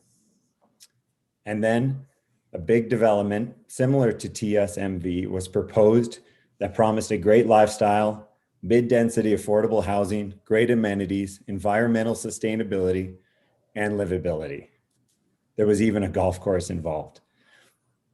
When I read the master plan of this development, I saw an ask to exceed urban growth boundary, which would desecrate vast swaths of land and natural spaces, inhibit the flow of wildlife, and strain an already strained urban infrastructure. Hearings were held, the public debate intensified. In spite of strong local opposition, rezoning took place, the development was approved, and construction began, and to this day, it hasn't stopped. Bend's population went from 14,000 to 100,000 in less than 2 decades. Real estate prices have continued to soar. Taxes as a result have reached unaffordable heights for some, while affordable housing continues to be a constant struggle. Traffic congestion and gridlock are a serious problem. Crime has increased, and the sense of place and cultural diversity that was promised stayed in the propaganda pamphlets and master plans written by the developers 20 years ago and long since forgotten. The promise of mid-density housing opportunities was abandoned just a few years ago in favor of more profitable single-family homes, and the commercial development that actually did take place caters mostly to wealthy visitors. There are many of us who used to live in Bend who talk about the days before the large developments took over and changed the town forever. In spite of financial gains that were made by a few, something truly great was lost. I spent the last few days listening to experts who speak with authority on wildlife corridors, undermining urban sprawl, wildfire concerns, climate change, economics, and the lack of consultation with our Stoney Nakoda neighbors to the east. There has also been an incredible number of citizens coming forward to voice their concerns for and about the future of their community. As one with firsthand lived experience of what happens when development is allowed to proceed at the will of the few who will benefit directly, I can tell you our town's soul and well-being are not part of their character or intent. Town of Canmore elected representatives, I've seen how this story ends, and this is my plea for you to change the narrative while you can. Please listen to your community, have courage, and do the right thing. Thank you for your time. Thank you very much, Mr. Wadsworth. Just a quick question for you. If you could wind back the clock and Ben, what would you do if you were in a position to do something that would have resulted in at least a good amount of affordable housing that could keep people like yourself in that community? Yeah, John, I'm not an expert at issues for affordable community housing, but I do know what I saw there was really driven by the developer and not in the best interest of the common person who lived in Bend during that time. They were really pushing hard for external people living from elsewhere to come and buy big homes and profit from it. So I would say if I was to go back in time, I would have urged and fought maybe even harder than I did at the time, which I did. I attended a lot of city council meetings in Bend about these developments, this one in specific that I mentioned, but two others. And I think I just would have really tried to plead more with the city council at that time to respect the natural landscape and try to have a smarter development. There was lots of like examples of that around the world. And I think our town and the councilors in front of me here can look towards those. So I just urge you not to give in to the big developers. I've seen it and it's not pretty. Okay, thank you for sharing your perspective. Are there questions from members of council? Mr. Wadsworth? Seeing none, thanks again for joining in today and sharing that very specific perspective that you bring. Thanks very much, John. At this point, I will ask Sandy Lane to join in.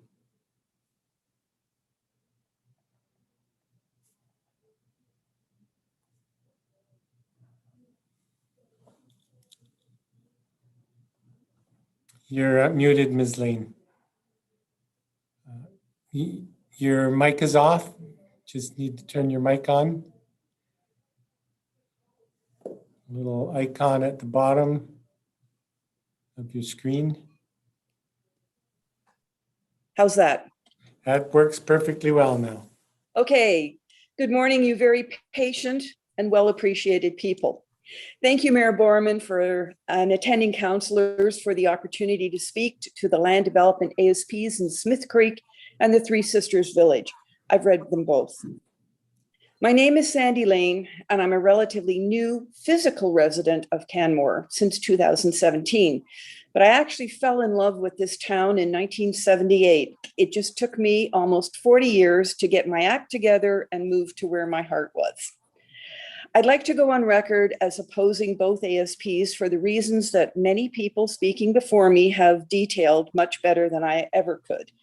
I'm not a scientist or a land use expert, but I can talk about two pragmatic concerns, insurance and fencing. And I also have a suggestion to make. In one of my past careers, I worked for the Government of Ontario for 30 years, many of them in a commission of the Ministry of Finance. We regulated insurance companies, and my expertise was property, casualty, and liability products. These two ASPs both identify a number of physical and environmental risks, undermining, steep creek hazards, wildfires, etc. Yesterday's speaker, Brian Haltham's presentation on these and many other risks, including the recent earthquake, was comprehensive and very compelling argument against the developments as proposed. Now to my point. Insurance companies do not like risks. I'm sure you've heard about people not being able to get insurance on a property with asbestos contamination, and that's just one risk. What are insurers going to say about homes, commercial businesses, and infrastructures built on undermined land that is susceptible to wildfires, flooding, methane gas emissions, coal steam fires, everything? Has anyone consulted with insurance companies or the Insurance Bureau of Canada about coverage for these proposed homes, commercial properties, tenants, businesses, and municipal facilities? Will coverage be available? Will it be affordable? Without insurance, you can't get a mortgage, rent the property, or even sell. And if another sinkhole or any other risk event occurs, will insurance companies withdraw coverage, cancel coverage, or increase premiums? All of which happened in 1986 during the Canada-wide liability crisis. If insurers deem our risk too great, it will happen here. And what commercial business will want to open in the village if they know their insurance rates will be higher than down the road locations? My second concern is the yet to be designed wildlife fence. Whatever is designed, it probably won't work. Animals climb, jump, tunnel, and they do it very well. Unless you build a very high wall, animals will get in. These areas are in their traditional hunting and migration grounds. There will be wildlife encounters with people, big and small, and pets. and it won't always be the wild animals that are traumatized, injured, or killed. Now for my suggestion. I respectfully ask Mayor, councillors, reject these ASPs, but also task the developers to go back to the original zoning mandate to consider a project that gives Canmore what it really needs, a state-of-the-art, income-generating recreational facility to match and exceed the success of Quarry Lake. Turn those unfinished fairways into a day-use venue with user-pay field parking. Create bandshell stages for open-air concerts, theater productions, recitals. Have picnic and barbecue areas.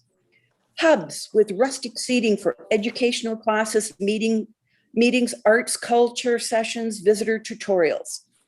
Build ceremony venues for weddings and graduations. Open fields could see frisbee, golf, parkours. The list is ongoing. This would give Canmore another place to play, learn, and recreate, and would ease the overcrowding at Quarry Lake. Reduced liability, no fences, lower risk damage. It would be for humans during the day and for wildlife at night. It would be Canmore coexisting safely and in harmony with our beautiful Bow Valley. Thank you. And thank you. Are there questions for Ms. Lane from members of council? Councillor McCallum. Thank you, Ms. Lane, for your presentation. I really appreciate you taking the time to come and speak to council about your concerns on the application. I just wanted to provide a bit of information that I think is maybe lost in all of this, is that the delineation of the wildlife corridor is actually something that was approved by the province, and the delineation was approved without the wildlife fence. So the wildlife fence is actually an additional measure that the developer is asking or proposing. It's not a must according to the province for the wildlife corridor to function. It is the developer that is, or the applicant rather, that is proposing that.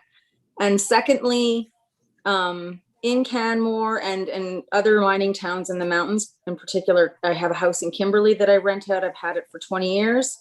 And it is actually sits over undermined land, and I have no problem getting insurance. So it is possible. There are homes in Canmore that already exist over undermined land, in the homesteads, in Rundlestone, or Rundleview rather, and Peaks, and they all are able to get insurance at this point. But again, thank you for your presentation and for sharing with us your expertise. Yes, I'll add my thanks to Councillor McCallum, Ms. Lane, for taking the time to join with us today and share your perspective. Particularly interested in hearing your perspective as somebody that had been involved in the insurance industry or collaterally involved. My concern is that while you may be able to get insurance, is it affordable? And will it be affordable for those people looking for affordable housing? Because right now, Three Sisters annual rates are going up. Point well taken. Thank you. Thank you, Ms. Lane. Thank you. This time I'll ask Renee Boone to join in.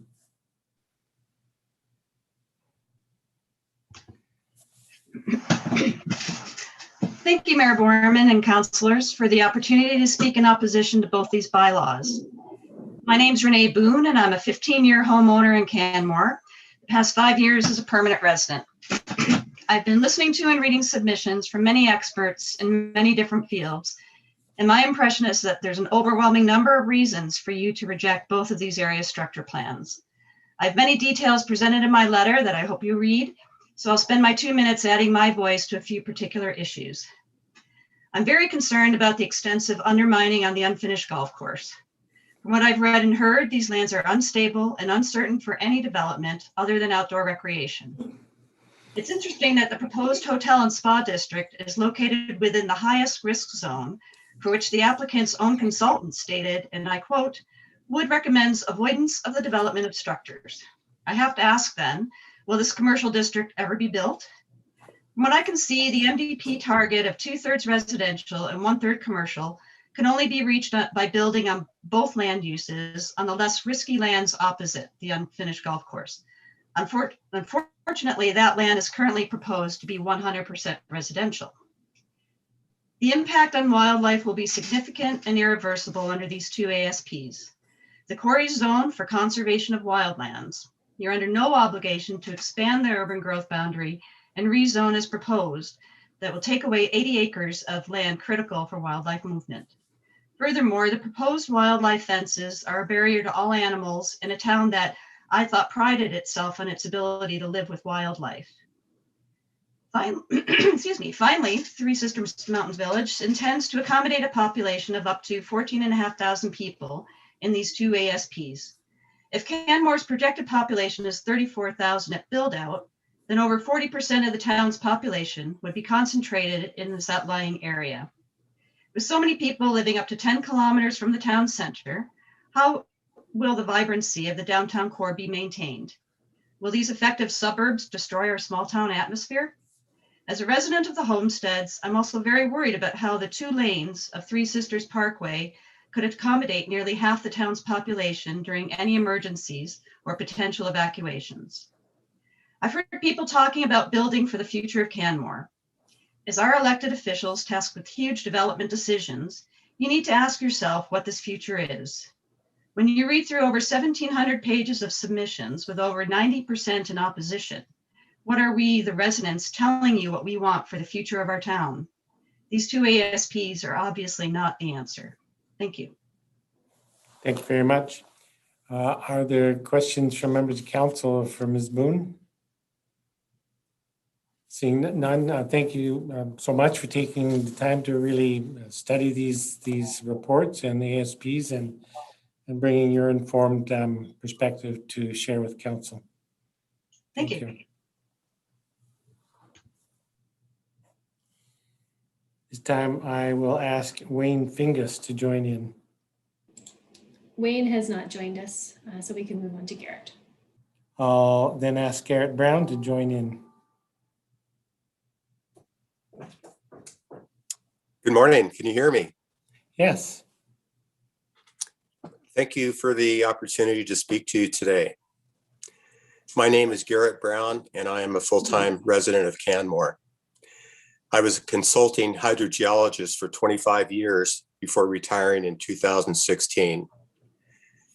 In order to feel engaged with the decision-making process that will steer the direction of development in Canmore, I have read both the Village and Smith Creek ASPs, in addition to reviewing other supporting documents, which left me with many concerns. I am opposed to both ASPs as currently written, but it is not because I am anti-development. Ultimately, I would like to see TSMV put forward development plans for the lands in question that we can all stand behind and feel like it will take our community in the right direction. I am opposed to both ASPs for many reasons, including a proposal to nearly double the number of maximum residential units as specified in the Canmore land use bylaw, a desire to rezone approximately 33 hectares in the Smith Creek ASP, presently zoned as conservation of wildlands, and a call to expand Canmore's growth boundary as established in the 1998 Municipal Development Plan. These issues and many others that I have not mentioned have been addressed by other concerned citizens during this public hearing. So I'd like to focus my attention on one specific issue that is very concerning to me, and that is undermining. Undermining risk on TSMV lands from historical coal mining operations, particularly the unfinished golf course, create not only safety hazards, but potential financial liabilities for both the town and homeowners. This in part is why the golf course was developed in the first place. What has changed? To now suddenly recommend development of a substantial portion of the village area on the unfinished golf course lands. One of the supporting documents to the village ASP is a report prepared by Wood Environment and Infrastructure Solutions titled Area Mining Impact Overview Report for the Resort Village Area Structure Plan, dated November 2020. If you have not familiarized yourself with this report, I urge you to do so, as it is key in understanding the undermining issues in the village area.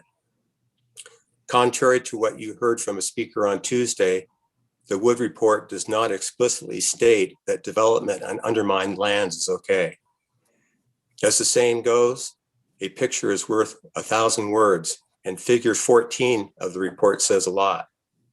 The figure is a map of all the former mines in the ASP, including the Stewart, Sedlock, Carey, Morris No. 1, and Riverside mines. Needless to say, significant portions of the ASP lands, especially the unfinished golf course, are underlain by these former mines. Based on the potential impact from undermining, Wood developed a preliminary hazard zone assessment map for development, which is shown as figure 19 in the report. A similar figure is shown as map 8 in the village ASP.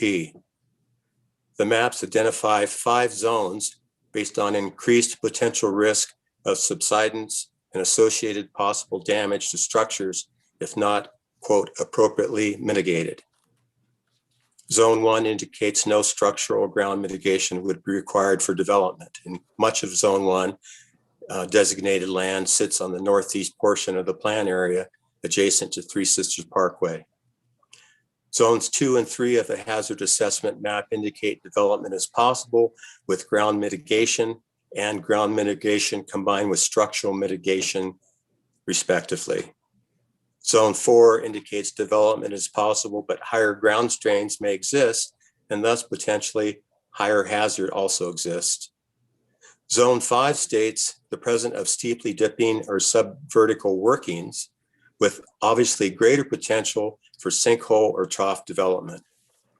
Wood states in the report that the potential for development in Zone 5 is considered low, as the potential costs for mitigation are considered high. In overlaying the undermining risk map and then the land use concept map, which are maps 8 and 9 in the ASP, portions of the hotel and spa district lie directly over lands designated as zones 3, 4, and 5. Portions of the village center, the innovation district, and residential area located southeast of the innovation district lie directly over lands designated as zones 3 and 4. So I ask you, how can it be that a portion of the land identified as the hotel and spa district lie directly over a zone 5 hazard rating, let alone a considerable amount of the rest of the development overlying areas with zone 3 and 4 hazard ratings? In the executive summary of the Wood Report, and I quote this because it's very important, Wood recommends avoidance of the development of structures within zone 5 as a primary means of mitigation at this time, and that ASP policy be written to reflect avoidance at this time. This recommendation does not appear to have been included in the village ASP. I'd like to talk about ground mitigation. I'm not quite sure what TSMV's plans are for ground mitigation because I did not see it mentioned in the ASP or in the Wood Report, but perhaps I missed it. In any event, it is my understanding that one of TSMV's planned ground mitigation tools may be to backfill undermining voids and seams to the extent possible with a concrete slurry or a fly ash concrete mixed slurry or some other means of backfill to attempt to reduce the amount and degree of cave-ins, collapses, or slumps. Risk reduction is, at most, what might be accomplished with this mitigation tool, but certainly not risk elimination. No backfill operation will be successful in filling anywhere near 100% of all the undermining voids, shafts, and tunnels underlying the plan area. So whether or not it has been appropriately mitigated will always be questionable. In my 25 years of work as a professional hydrogeologist, I confess to having no experience in coal mine mitigation techniques. However, I have considerable experience in abandoning and backfilling boreholes deeper than 100 meters. And I can tell you is a very challenging process, often met with only partial success. It is difficult to fully assess how successful a backfill operation will be when it occurs at considerable depths below ground surface. This degree of mitigation uncertainty and the financial and safety risks that it carries make it clear to me that much of the land in the village ASP, particularly the unfinished golf course lands, should remain undeveloped. I realize that undermining regulations are administered by the province, so I urge town council to use its zoning powers to deny all residential and commercial development on land shown on map 8 of the village ASP that are zoned 3 through 5, and to leave the unfinished golf course with its current zoning. In conclusion, I would like to thank the mayor and town councilors for listening to what the community has to say, and thank you for your time and dedication. Thank you very much, Mr. Brown, for a very thorough review of the materials and for your ability to encapsulate all of that work into a 10-minute presentation. I very much appreciate your participation today and joining in for the public hearing. Are there questions from members of council for Mr. Brown? Seeing none, I thank you again for joining in today. I do appreciate that. Well, thank you all for your hard work. Much appreciated. This time I'll ask that Blanca Servi join in.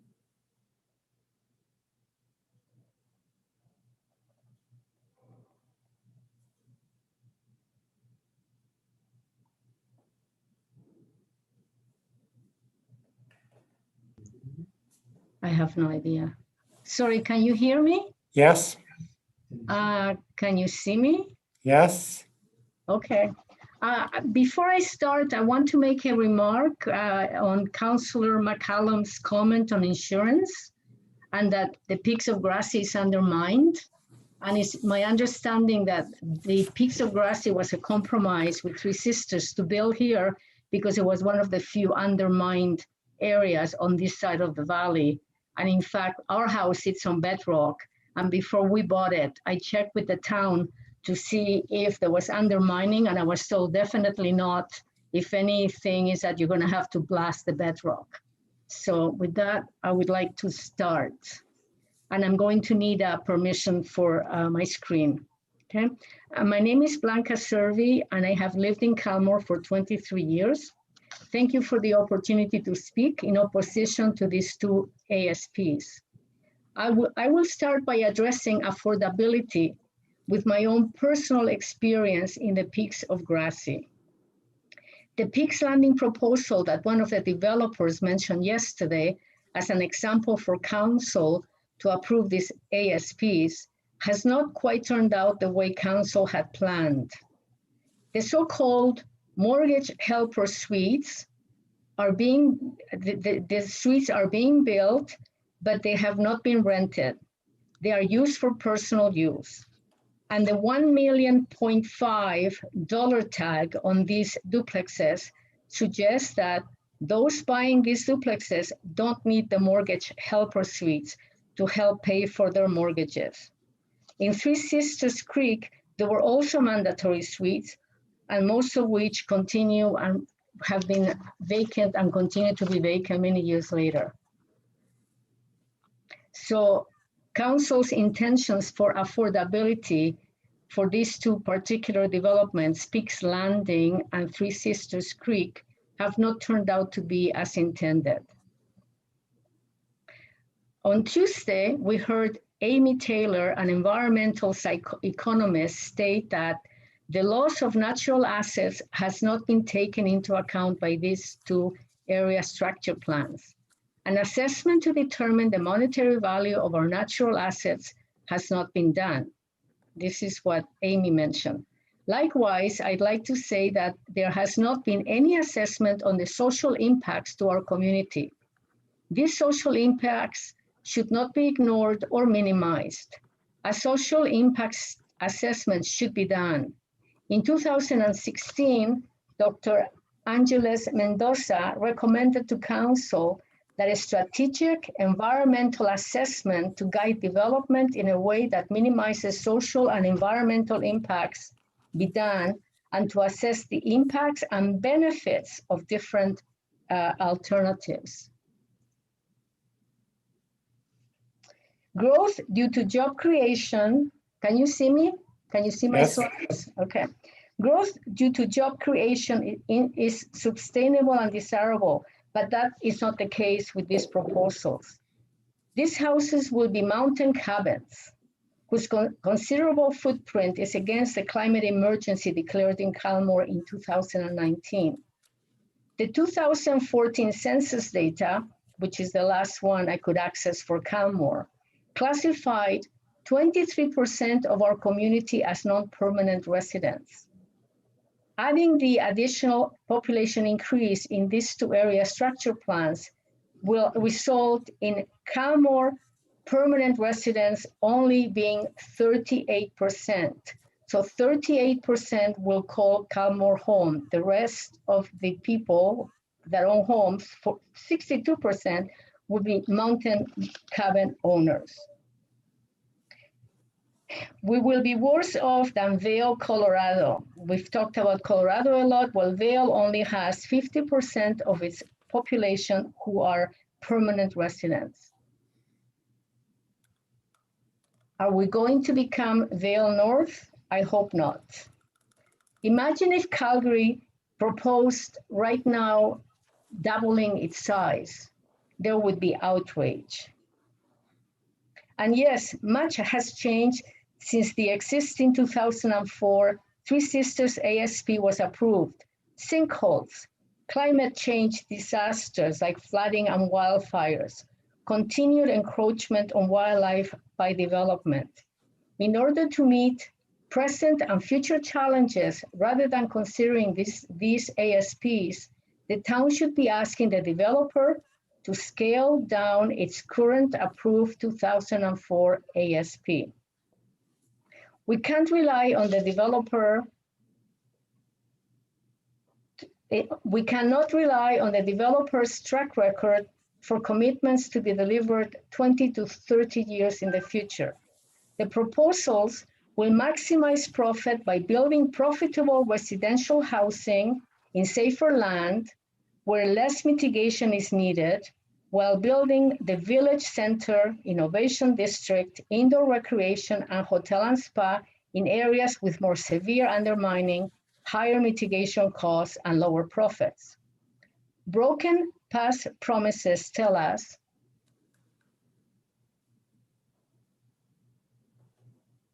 that these non-residential developments will most likely never be built, or at best will be pushed to the end of the 30-year timeframe. Taxes raised from new residential units will be revenue neutral, paid to cover the costs for the services provided, not to contribute additional extra income to the town. I have some questions or clarity. I couldn't see the answers. The ASP shows a $6 million assumed cost for a new fire hall. How was this amount determined? The town's capital summary for 21-22 includes $15.6 million for the Palliser Fire Hall. Why will the cost of a fire hall built some years into the future be $9.6 million lower than the estimate for the Palliser Fire Hall? Cost to repair damages to municipal infrastructure will be paid by town taxpayers, not the developer. On Tuesday, Mayor Borman mentioned that council had to look at the applications that have been presented. However, important information to inform the public and for council to make an informed decision is missing from what has been presented to council. The ASP's sites mitigation may have, quote, may have been previously backfilled by Alberta environment, close quote. Has the town consulted with Alberta Environment to confirm these statements? If so, can the response be made public, please? Crown-owned lands are included in the ASPs. Has the province agreed to the Crown lands being included in the ASPs? If so, can the written approval by the province be shared with the public, please? The mining report was issued November 2020. Did it consider any impact of the February 21 earthquake or future earthquakes? The Thunderstorm Quarries lands are not Three Sisters lands and not included in the 1992 NRCB decision. Is there a written agreement by these two companies for Three Sisters to represent and include Thunderstorm Quarries in the area structure plan? If so, can the agreement be made public? On Tuesday, Mayor Boromann's remark to the nostalgic remarks by some presenters about the vision of Calmore in Mining the Future was that the new vision of Calmore is reflected in the new MDP, which was approved in 2018. My question, Excuse me, Ms. Hervey, I just wanted to give you your 9-minute time check. My question is, if the MDP is our new vision for Calmore, why did it exclude the Thunderstorm Quarries land from growth boundary? Sean Crosset and other speakers have made the point very clearly that these area structure plans are inconsistent with the MDP. The MGA requires that area structure plans must be consistent. If not, affected parties may have recourse to challenging the bylaws in court. My last point is that meaningful consultation has not taken place. Holding the public hearing during working hours has prevented real-time participation. The interest in the public hearing and how many may have participated if held at night is evident by the views of the public hearing webcast. For day one, 4,342 people have seen it, and for day two, 3,387 people. On Tuesday, William Snow of the Stoney Nation stated, quote, "The Stoney have never been consulted about development in the Bow Valley and about Stoney claims to sacred sites, burial sites, harvesting sites, and artifacts on the Bow Valley land as part of the original territory in Treaty 7. There are too many risks and impacts on our well-being for our human, and for human-wildlife coexistence in these ASPs for you to pass to second reading. In closing, I come back to affordability. Please find the strength not to jeopardize the well-being of our community, both human and wildlife, for the sake of affordable housing units that may or may not be built in the next 20 to 30 years. Thank you for appearing before council at the public hearing and sharing your perspective. I haven't finished. Sorry. I'm asking you to wrap it up now, actually. Please, okay, just 2 seconds. Please listen to those of us that make our home in Calmore and will not make profits on land speculation. The developer can develop to the existing ASP. What will the legacy of council be? Thank you for your time.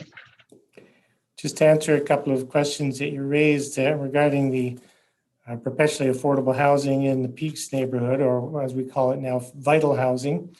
As you probably know, the Housing Corporation is well into the plans for the 10 units of affordable housing in that neighborhood.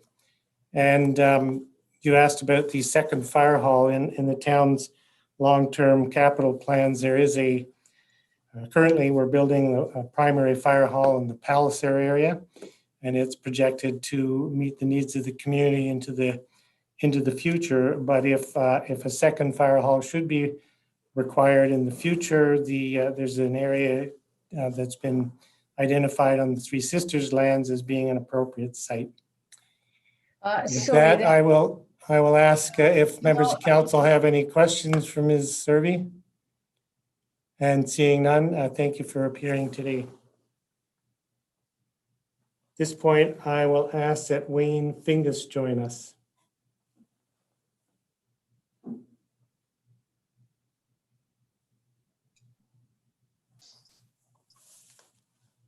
Can people see me? You bet. Thank you so much. I apologize for missing it before. I think it was totally at my end, but I got to tell you, Cheyenne and the administration got me into it and walked me through. So thank you. The stress of getting into this Zoom meeting is just about killing me. I've got my best Zoom sweatpants on, and I quite frankly can't believe it's taken me this long to get here. My name's Wayne Fingus. I'm a retired actuary. We bought our lot in Canmore in 1997. We built our house in 2000, 2001. We've been permanent residents here since 2005. My wife, Donna Bradley, and I are opposed to the Three Sisters ASPs as set out. And I have read them. I've read the 2004. I've watched countless videos. I spent the last hour watching myself not get onto yours. So I really am trying to figure this thing out. And I can't tell you how appreciative I am of the way you, Mayor, and the council have tried to make this thing as inclusive as possible. So thank you for doing that. I think you've done a spectacular job. Your administration has done some very complex things to make this happen. So I appreciate that very much. Thank you. I'm not an expert in wildlife management by any stretch. I'm not an expert in undermining risk mitigation. My actuarial background does give me a perspective on risk management, however, and there's some confusion between what risk really is, and it's not necessarily just the probability of the event, it is also the consequences of the event. So for example, you can have very low probability and say, well, that's low risk. That's not the case. If the consequence of that event is significant, you can have extremely high risk, even with a low probability of the event occurring. So there's ways of managing risk, and a lot of people have talked about, let's just drop the ASPs. One way to manage risk is to avoid the risk altogether. You can insure risk, you can get experts to come in and have professional standards and liabilities, and all of those things help manage risk. Another way of managing risk is to reduce the unknowns, reduce the assumptions, shorten the time perspective of what you're looking at. It's obviously easier to be certain of a plan that's 3 months or 6 months out than one that's 28 months out. So those are just things that you have to keep in mind. And obviously, whenever you take on risk, you're doing it for a reason, and that's the risk-reward balance. What is the town getting out of this? What is the municipality? What are the people getting out of this particular situation? With respect to the wildlife corridor, I recognize this is a provincial jurisdiction, and Three Sisters are just following the rules. They say they're going to monitor and they're going to adapt. And that sounds okay until you figure out that the monitoring, if it is not working, if the wildlife corridor is not working, you have a problem. And what's the adaptation mean? Do you rip the fence down? Do you tear buildings down? Do you move the fence?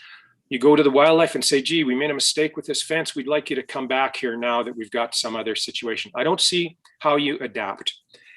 Their approach to undermining is basically to follow the rules and guidelines set out in AR 34-2020. And they say, subject to evaluation, mitigation, if required, review and report. That's their words. They've driven 500 boreholes. They've made extensive modeling with 3D models that look impressive and are really help you look at the thing and see it. And they seem quite comfortable with the situation they're under.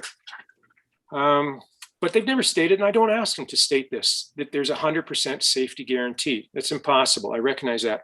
But having said that, that means that the probability of this situation is not zero. If the situation occurs with development above the sinkhole, the situation is going to be catastrophic. The Digress Bay or path and the Three Sisters pathway or highway, those, if they had happened under developed property, the $5 million would be dwarfed. There is one area where everybody seems to agree, and that's the residential and commercial town mix or percentage mix. Residents, you guys want, the town I think believes they want 66% residential, 34 commercial. The Three Sisters proposal is 78% residential, 22 commercial. And I look at what's happened over the last 25 years with Three Sisters, and I don't have a great deal of confidence of them pulling this 22% off over the next 28 years. They've managed 2% in the last 25 years, and I'm just not certain they're going to be able to make this happen. And this is the Canmore tax reward if they get the commercial situation. So all this leads me to believe the project is way too big. The risk of developing on the golf course in the undermined areas does not justify the gain, the reward for Canmore. And the residential commercial mix needs to be tweaked. And I think the commercial needs to be speeded up. So what are some of the possibilities that you could do on a go forward basis? First of all, I would definitely drop the Smith Creek completely. I just think there's 3 or 4 factors. Maybe the biggest one is the wildlife pinch point there. And I think it should be dropped. I would say a complete no to any development on the defunct golf course, unless of course they actually do build a golf course. But otherwise, leave that there, enhance the wildlife corridor that's right beside that golf course. And it also lessens the undermining risk. Doesn't remove it completely, but it lessens it. And finally, I'd say go ahead with phase 1 or parts of phase 1 of the village and have an emphasis on tourist homes and homes that can provide some commercial aspect to it. And concurrently to that, I would say you really should develop the hotel and spa that was approved 17 years ago. That is instant commercial tax base for Canmore. And you don't need to have a big residential base around it. And there's places where this has worked, in many places. The most recent one or closest one is the Kananaskis Hotel. If you build it, they will come. You know, I've heard 3 sisters say repeatedly that the numbers just do not work. This will not work without Smith Creek, without all the residential development. That's the only way the numbers are going to add up. And quite frankly, I don't buy that. With all due respect, 3 sisters are very smart people and they got very smart advisors. And they've bought a huge parcel of land. I think they're trying to develop 797 acres of property. And they bought that for $12.5 million. Surely they can figure out some way of having an effective return. I don't expect them to lose money. In fact, I hope they make a very fair return. Maybe what they can't do is get a financial home run. And so I would say, work with the town, work with, and together make this thing be a success for 3 sisters, for the town, and for the people that have been so passionately and enthusiastically speaking about this particular program. So with that, thank you so much for your time. I appreciate what you guys are doing. This is a hard decision. And I know you guys, not you guys, but 3 sisters can do better. And I ask the council to push them to do better. Thank you very much. Thank you, sir. I appreciate all the thought you've given your presentation. I do appreciate you taking the time to join here, and I understand it required some patience on your part. Not at all. Are there questions from members of council for Mr. Fingus? No, I just wanted to say to Mr. Fingus how much I appreciated his insight into the commercial piece. I don't think people in Canmore realize how much commercial tax base taxes are covered through the commercial tax base. And so that I think sometimes people push back against the idea of being more business friendly, but they don't realize that commercial tax base covers a lot of our Canmore taxes and pay for a lot of the services that we enjoy as such citizens. So I thank you for highlighting that for the public, as well as all your other thoughtful comments, sir. Thank you. Thank you very much. Again, thanks for joining in today, Mr. Fingus. I'm going to ask one more speaker to join us, and then I'll call another short break, and then we'll go into the final stretch for this morning's public hearing. So at this point, I would ask Mary Hassard to join in.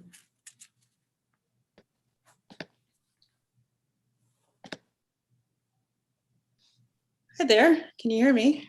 Yes. Okay, I'll be really quick because you guys are a little bit behind and I have another meeting. Thank you for allowing me to speak today. You guys have had some incredibly long days I've been watching and I'm very impressed with your patience. My name is Mary Hazard. I'm a resident of Canmore. I've been a homeowner here for about 3 years. I'm just here to tell you of my opposition to the Three Sisters Mountain Village and Smith Creek area structure plans. I have no special qualifications related to these ASPs. I have read the ASPs and browsed some of the supporting documents. I have spent hours listening to these proceedings. I have watched presentations online from those who support the ASPs, including the developers. I've also watched presentations of those who oppose the ASPs. Basically, I believe these ASPs should not be passed by council. The vast majority of people who have spoken at this council meeting are opposed to these ASPs. You've heard all the reasons. I won't reiterate them, but basically my main concerns are the undermining and the environmental impact. I'll leave it at that just because you guys have heard it all and I don't have any special qualifications, but thank you so much for allowing us to speak. Appreciate it.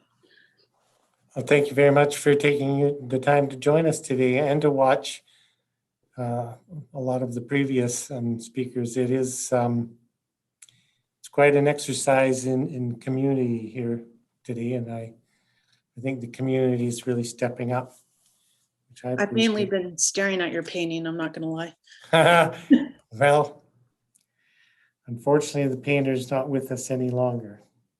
She's was a very good friend, and I'm so happy that I have one of her paintings to remember her by. Regardless, thanks for joining in today, and I'm going to call another short break, and then we'll go into the final stretch. It's 11:27. I'll call an 8-minute break, take us to 11:35. So we'll reconvene at that time.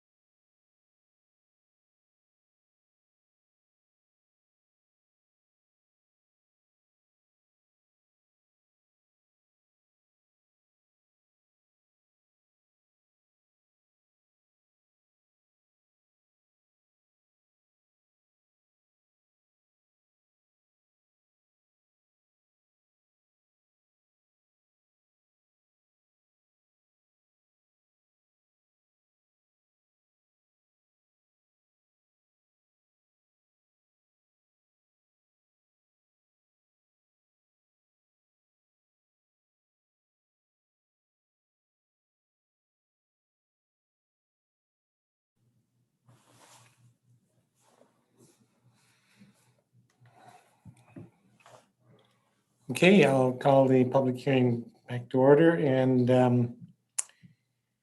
I will ask to join us Mandy Johnson.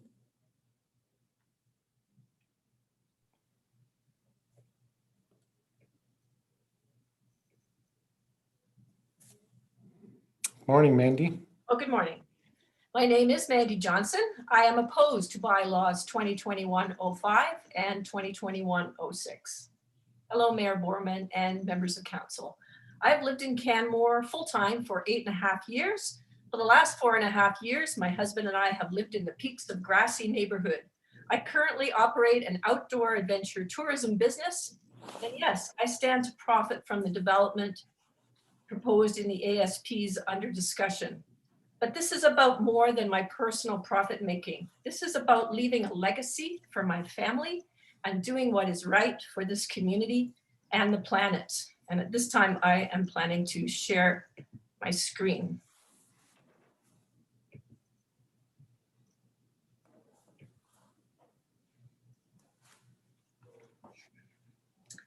I worked as an active transportation consultant from 2008 to 2014, assisting towns and cities to become more walkable and bikeable.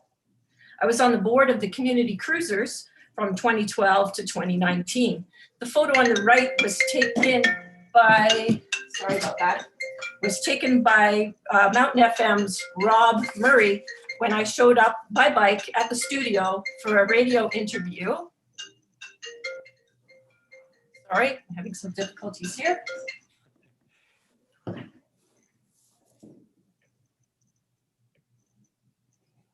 Yep.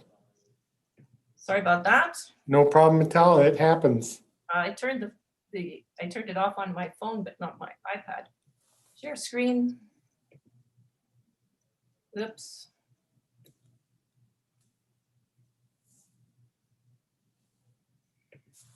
Here we go. Sorry about that. No problem. So yes, this picture was taken by Rob Murray when I showed up by bike at the studio for a radio interview on biking all winter. Mandy, we don't see your screen at this point. Okay. We saw it earlier. Share screen. There you go. Well, we can. We're Yes. back. All right. So yeah, it was -30 and Rob was amazed. You could say I have been a pretty good role model for active commuting. I must say I am delighted with the active transportation improvements the town of Canmore has made over the past few years and the important role active transportation plays in the town's integrated transportation plan. I applaud the complete streets design elements that have been incorporated into the TSMV and Smith Creek ASPs. However, I strongly believe that these will only serve to shift neighborhood trips from driving to walking and biking. Even if the TSMV and Smith Creek complete 100% of the commercial build that is planned in lockstep with the residential development, I strongly feel many of the trips will be made by car to the downtown for the needs of day-to-day living and to visit places like Elevation Place, the Rec Center, the Nordic Center, Arts Place, the library, the lovely shopping and dining, the restaurants, cafes, the doctors, the hospital, the post office, the many grocery stores, the drugstore, the hardware stores, et cetera, et cetera, et cetera. The sheer distance between 4 to 11 kilometers to downtown, plus the terrain is not flat, will mean there will be a negligible impact in the transportation mode shift from cars to walking and biking, and in lessening the carbon emissions that come from transportation. Additionally, although the town does an admirable job of snow removal from the trail network, ice removal is non-existent and often renders the trails hazardous for weeks at a time. The roadways are not sufficiently cleared of snow and ice throughout the winter, enough to label them as bike friendly. I must confess, last winter, I personally gave up on biking all winter. And for the first time since moving to Canmore, I'm sad to say we became a 2-car family rather than a 1-car family. In the broader context of community-wide transportation, these proposed developments will result in heavily car-dependent neighborhoods. This is a major study published by the University of BC, which surveyed over 1,400 cyclists and potential cyclists about what would encourage them and deter them from cycling. They appreciated the beautiful scenery, and we certainly have that, but they prefer flat terrain, which we certainly don't have in this situation, and preferred cycling if it took less time than other modes, which is stated on the side of this graph. The main deterrents to cycling were related to safety. And you can see that a huge deterrent is the fact that the route is icy or snowy. Now I would like to shift to some specific real world examples. My bicycle time in Peaks of Grassy to get downtown is 10 to 12 minutes, and returning by e-bike is 15 minutes. If I take a regular bike, it's a 25-minute bike ride, plus I need a shower when I get home. My walking time is 45 minutes. My transit time is a 12-minute walk plus a 6-minute bus ride. I have a friend, another active transportation champion who lives in Three Sisters. And for this couple, it's 20 to 25 minutes to downtown and over 30 minutes for the return trip. I also have an active transportation champion who currently lives in Stewart Creek development. And for them to go to Save-On for groceries there and back, it's an hour and a half. The return is all uphill. Many of the trails are icy, and it's very challenging to get over windrows that haven't been cleared from road plowing. So how many people, in my experience, currently use active transportation for their daily errands now in Peaks of Grassy, Three Sisters, and Stewart Creek? Very few. And I recall Sarah Renner, a very fit Olympian, mentioning it took 2 hours for her to do a cross-country ski to Dead Man's Flats and back. I also want to spend just a few minutes to talk about my passion, and that is the closed along wildlife corridor. I know you've had lots of discussion about this, but I just wanted to show these few visuals. I live directly, my home backs onto the Along Valley Wildlife Corridor. It's heavily used, mainly by residents, but also by visitors, despite the signage. People walk right past the signs to hike, bike, fat bike, night bike, construct tree forts, and let their off-leash dogs run wild. At the north end of Wilson Way is a fence that delineates the wildlife corridor. People just walk past it, as you can see here in the photo. They climb over the fence or go around it. But even if it was an 8-foot-high fence, as proposed in the TSMV development, it will still be easy to either walk around the end of it or use the gates that will take people to the designated trails, and then they will use the undesignated trails, as they do here in Peaks of Grassy. So that the signage is not going to work. I don't believe the fencing is going to work. Another important wildlife mitigation, well, another one is the signage. I want to point out here on the left, there used to be a sign. It's disappeared. On the right is a sign. There used to be one like this that I could see from my living room or dining room. It's disappeared. It hasn't been replaced. And people keep walking on by. They'll let their dogs out here multiple times on a daily basis. Although the official signs have been disappearing, the unofficial signs are cropping up. And although this is only a small minority that are willfully going into the closed area, just imagine when we put 13 to 18 times the population as there is in Peaks of Grassy all the way along the wildlife corridor. I anticipate we will have 13 to 18 times the number of incidents. Incidents like this, the black bear that was euthanized on our street just a few doors down in 2018. Oh, sorry, that was 2019.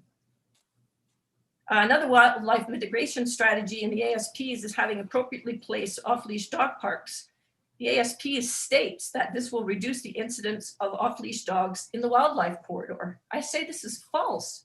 Off-leash dogs are a daily occurrence in Quarry Lake Park, which is immediately adjacent to the fantastic, extensive Quarry Lake off-leash dog park. Excuse me, Ms. Johnson, just wanted to give you your 9-minute time check.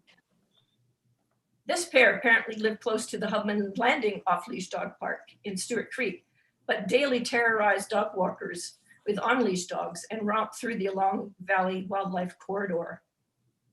And so in my summary, I would like to ask Town Council to refuse to yield to developer pressure and use its regulatory power to reject outright the Smith Creek ASP. which would require increasing the town's growth boundary. I believe this would make a mockery of our declared climate change emergency.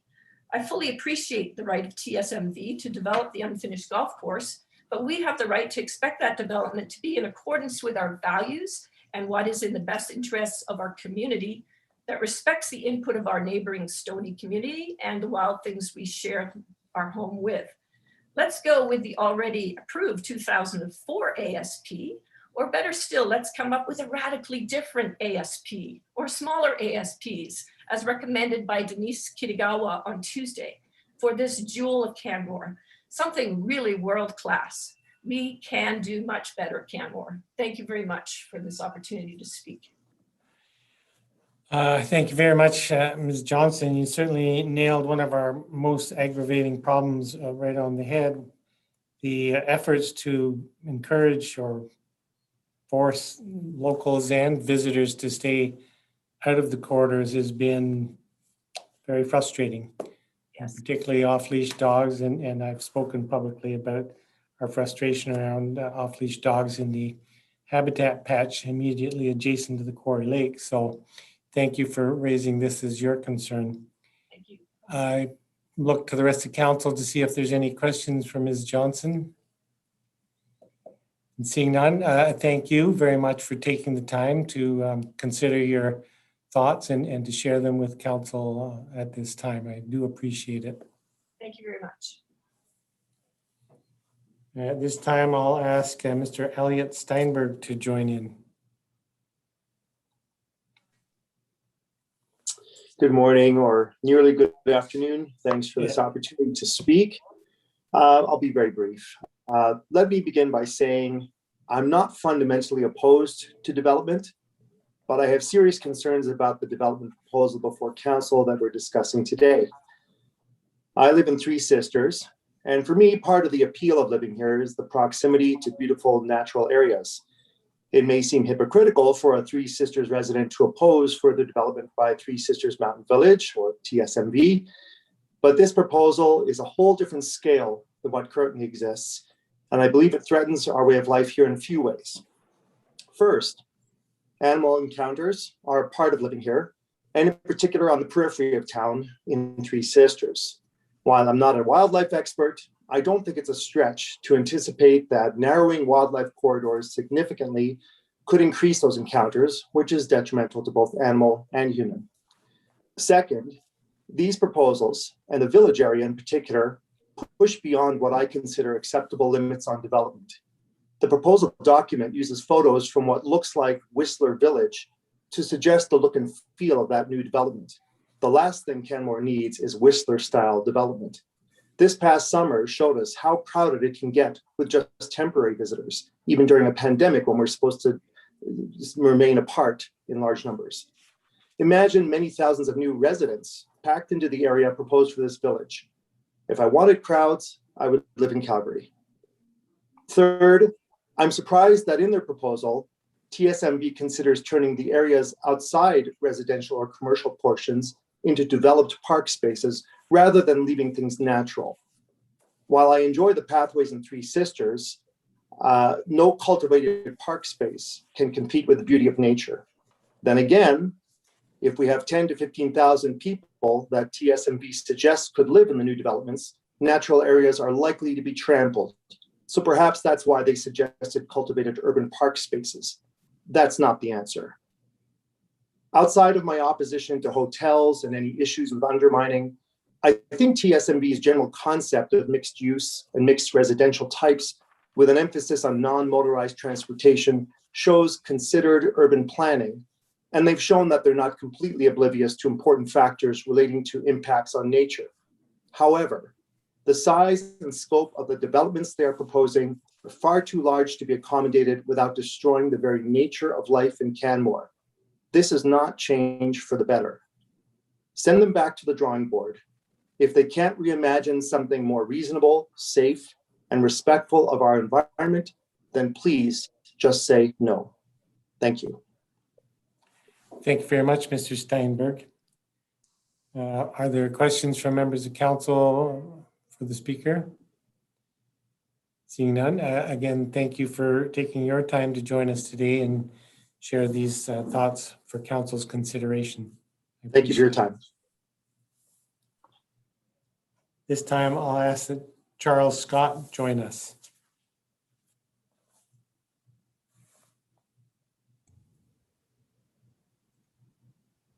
There. I wondered if it was actually Chick. Hi, Chick. It is. Good morning. Good morning, Mayor Boroman and Canmore Council. My presentation today will be brief. I simply want to say that I oppose the Three Sisters Mountain Village development. There are many reasons for this, which have all been presented to you, including undermining issues, financial issues, and wildlife issues. 30 years ago, I was deeply involved in a similar debate. As a member of a group called BOCORD, myself and many others sought to check the massive development that an earlier incarnation of Three Sisters had proposed. We had some success, and the beautiful jewel that is Wind Valley is still undeveloped and hopefully home to the grizzly bear. But developers keep coming back, they go bankrupt, leaving a mess behind, and just reinvent themselves under a new name. Then they are back again with the same dodgy scheme. Chick, I'll interrupt and ask that you refrain from commenting on character or intent of the landowner and applicants. I've asked that of all speakers, and I appreciate if you keep your comments respectful. Okay, thank you. I apologize for that. Canmore is growing much too rapidly and soon will stretch from Harvey Heights to Lac des Arcs. I urge Mayor and Council to rethink this development proposal before it's too late, before the Bow Valley is simply an urban sprawl like Calgary. Thank you very much for your time. Thank you, Chick. Are there questions for Mr. Scott from members of council? Seeing none, thank you for stopping by and sharing your perspective. I do appreciate that. At this time, I'll ask Heidi Widmer to join us. Hello, Mayor and councilors. Thank you so much for having me today. What a tremendous show of community. This is so cool to be a part of. I'd like to just voice my concern for TSMV and in particular the Smith Creek Wildlife Corridor. I think we've seen more sides and heard more sides of this story than we knew existed, but we know that the Smith Creek Wildlife Corridor was contingent on a decision made in 2020 by the Alberta Environment and Parks. And we know that it ignored or skewed some of the current scientific evidence and recommendations. So I guess I'm here to say that if these facts and the information, the statements from our experts, if they're not enough, then I'll speak, if I may, from my heart to yours. And as I sat down and spent some good time reflecting on this, I wrote down some sentiments and then I thought to myself, I'm starting to sound like my mother. And in doing so, you know, she was in the same position, having these same conversations 20 plus years ago. And I was born and raised in Banff. And then I thought to myself, maybe it's actually not such a bad thing that I sound like my mother. So she taught me a lot of things. She taught me to be authentic and honest, even if that means when we've made a mistake. She taught me to listen to the science, to respect this place. And she also taught me to be grateful for what we have. And I'm so grateful for this privilege today. I'm looking out actually at the Three Sisters as I speak. And with this privilege comes a great responsibility. So I ask that we create a wildlife corridor plan that is local to the Bow Valley, that sets a worldwide precedence as to what human wildlife coexistence can be. So thank you for your time. Thank you. And I really like the fact that you're sharing your thoughts with us as you stroll along the trail. It looks like it's pretty nice out there today. I'm on my way to work with Forest Play, so the kids will be under good skies today. Thanks for the time. Excellent. Well, thanks for joining. Are there any questions from council for Ms. Widmer? Seeing none, I thank you again for taking the time to join in and share your thoughts with us. Yeah, I appreciate the opportunity. And your mom's thoughts. I appreciate. Yeah, it's as we know, it's not a new conversation. So thanks for keeping the conversation alive. Yeah. Thank you. Thank you. Bye-bye. This time I'll ask Nick DeRuyter to join in.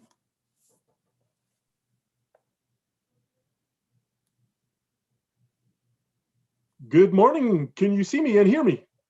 Yes, indeed. All right. Well, good morning, Mr. Mayor Bowerman and councillors, and thanks so much for giving me the chance to speak today. My name is Nick DeRuyter, and I'm speaking today as a concerned father of 2 young kids and a 7-year resident and homeowner in Canmore. When my wife and I first heard about the proposed TSMV development, our initial thought was, yikes. It did not sound like something we would want in this amazing town. And as we read and learned more, after reading the ASPs and gathering the facts about the potential financial, environmental, wildlife, climate change, social, cultural, and safety concerns, it made us question it even more. As such, we are opposed to the current ASPs proposed. Canmore is already an expensive place to live, and I'm concerned that the proposed development could make it even more difficult for young families such as mine to afford to both continue to live here and enjoy being part of this amazing community as we know it. It may be inevitable that development will eventually occur on those lands, but I think it'd be a good idea to work with the developer, the Stoney Nakoda Nation, local experts and residents to amend the ASPs so they're more beneficial to the people, wildlife, and environment in Canmore now and in the future.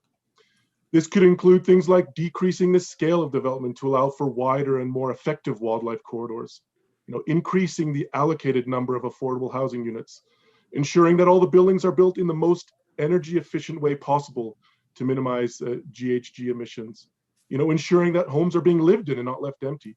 Those are just naming a few. Now, I have no idea if these types of things are possible. Maybe I'm naive and hoping that they are, but I believe that we should at least try. I was recently working on a school project with my 5-year-old daughter last week about dinosaurs. This is a true story, by the way. And she asked me, why are there no more dinosaurs anymore? I explained to her that's likely due to several large catastrophic events such as volcanic eruptions and asteroids crashing into the earth, big kind of extinction events, natural disasters that are out of our control. This got me thinking about a conversation that my daughter might be having in the future with her own children while she's helping them with their homework, and answering a similar question such as, Dad, why are there no more grizzly bears anymore? And it's scary to think that her explanation years from now could be something like, it's due to people and our choices, and we ruin the ability for grizzly bears to move around and survive. This type of human-caused extinction event is under our control.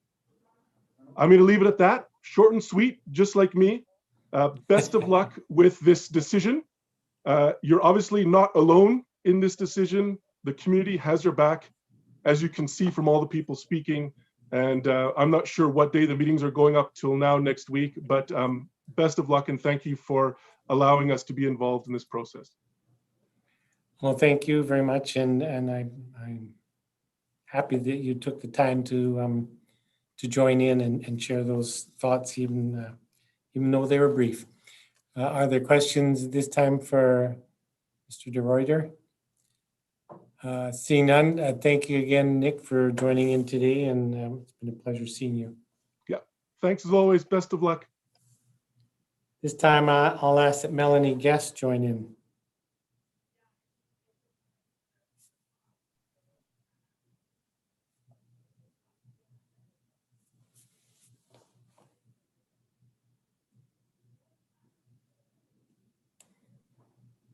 Good morning, Council.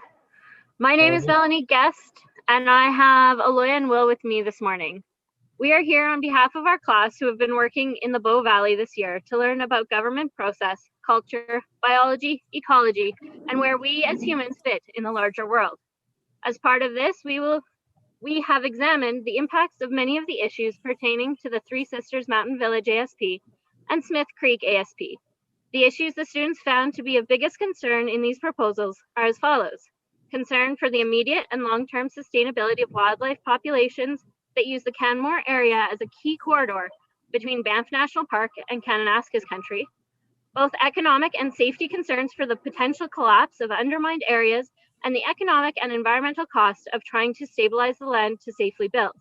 Whether the proposed developments are going to actually meet the needs of the community, such as affordable housing, to meet not only current needs, but also the expanded needs to a community double its size.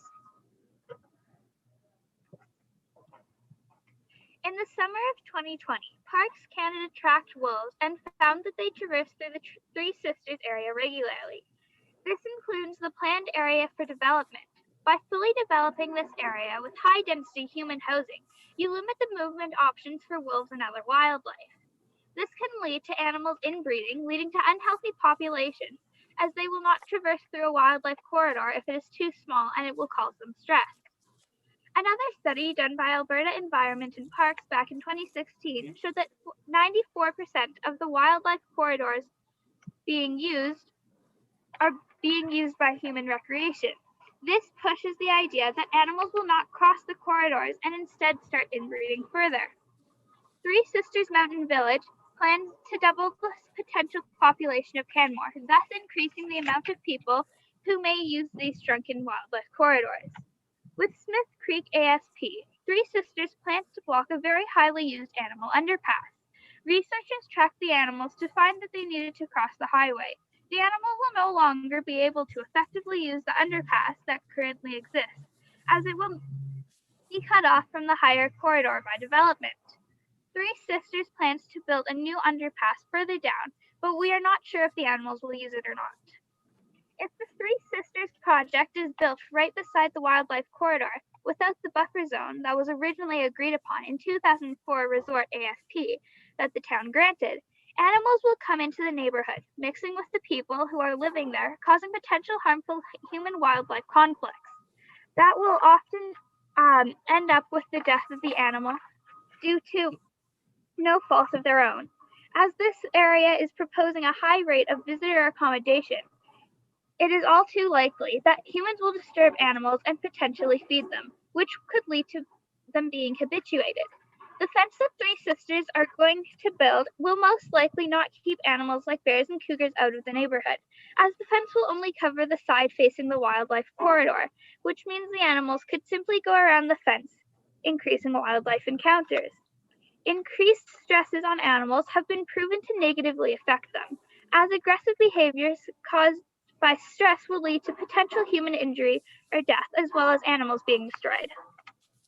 There is a major concern that there is a vast maze of underground mines in the proposed building area.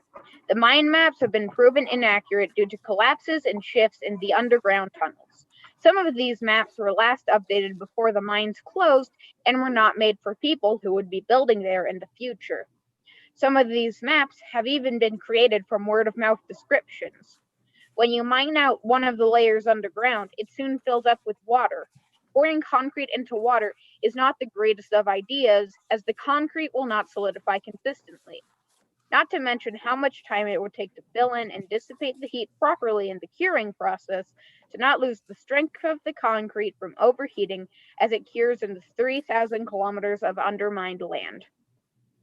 Did you know that concrete is the second most used resource after water and makes up 8% of the world's CO2 emissions?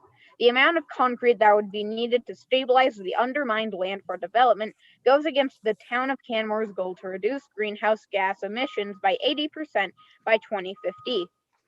Add in heating all these additional homes, whether they are lived in or not, and the additional need for residents to use cars to access key services in downtown Canmore, and these plans do not align with the town's environmental mandate. Another concern is that if something does collapse, the damage will be very expensive. When part of a trail in Three Sisters collapsed, It has ended up costing taxpayers of Alberta $600,000 every 25 years for a series of temporary fixes. The area that collapsed is a relatively small and inconsequential area and has much less damage than if a whole neighborhood were to collapse into an old mine. This would cost taxpayers millions of dollars and create a wasteland that would take years to clean up and cause a lot of harm to local animals. It would damage the community and aesthetics of a once beautiful place. There are ongoing issues with the roads that people are working on now, opening up sinkholes around the Three Sisters area.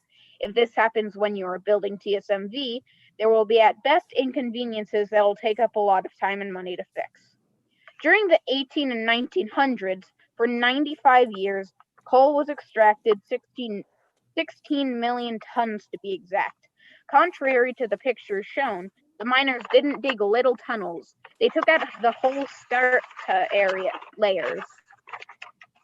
When these mines were abandoned, the intention was that over time the roof would collapse in on itself. But the whole roof does not collapse at once. It comes down in layers, which can cause dangerous sinkholes and unstable land. People living in TSMV shouldn't have to live with that big of a risk, because there is always a risk, no matter what mitigations are put in place. Those mitigations are only covered by the engineer for 10 years, and after that, it's up to the Canmore taxpayers to cover the costs. I don't know about you, but when I want to purchase a house valued at $1 million or more, I expect it to last longer than a 10-year guarantee will give. Finally, in the Three Sisters plans, they have stated that we do not have enough houses in Canmore. I would like to point out that we currently have 106 houses for sale, not including condos, at an average cost of over $1.09 million, showing that we in fact do not need more large housing, just more affordable ones. The average Canmore family makes just under $114,000 a year, making them qualify for affordable housing.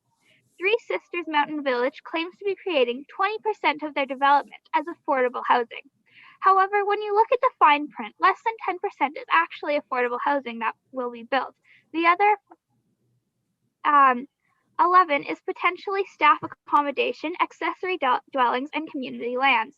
This means that half of what they claim to be affordable housing will still be at or close to market price.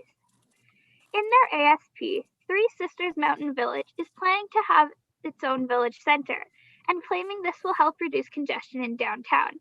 But not once does it mention adding any emergency services. We would also like to note that services offered for recreation and shopping do not mirror those available in downtown Canmore. The indoor recreation areas proposed do not align with the activity nature of the Canmore area residents. Therefore, anyone looking to go for a swim, climb, play hockey, or any other physical activities indoors will still be required to come down into the downtown core, which again will put more strain on the current infrastructure, not reduce it as claimed by Three Sisters Mountain Development. In conclusion, we do not agree that the current Three Sister Mountain Village plans reflect the needs of the community, the environment, or the sustained economy of Canmore. For those who have said that we have built areas such as the Canmore Nordic Center and Peaks of Grassy into wildlife corridors in the past, and the animals are doing fine, please understand that we can evolve how we act with new data.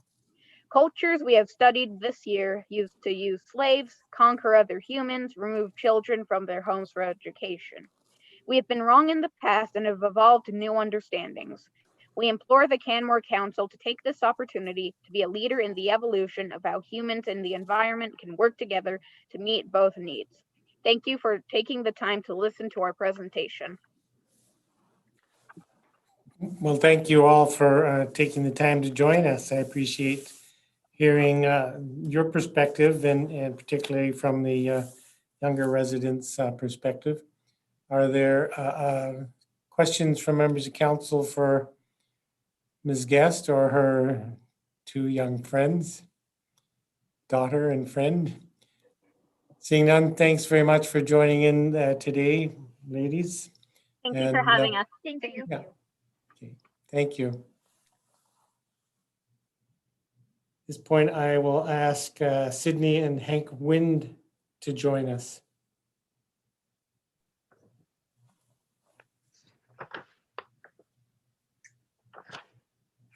Mayor Borrowman and councillors and everyone out there in Zoom land. I'm glad to be here to talk about this issue. First of all, to answer the question you always tended to ask at the beginning, Mayor Borrowman, we have not read the ASPs.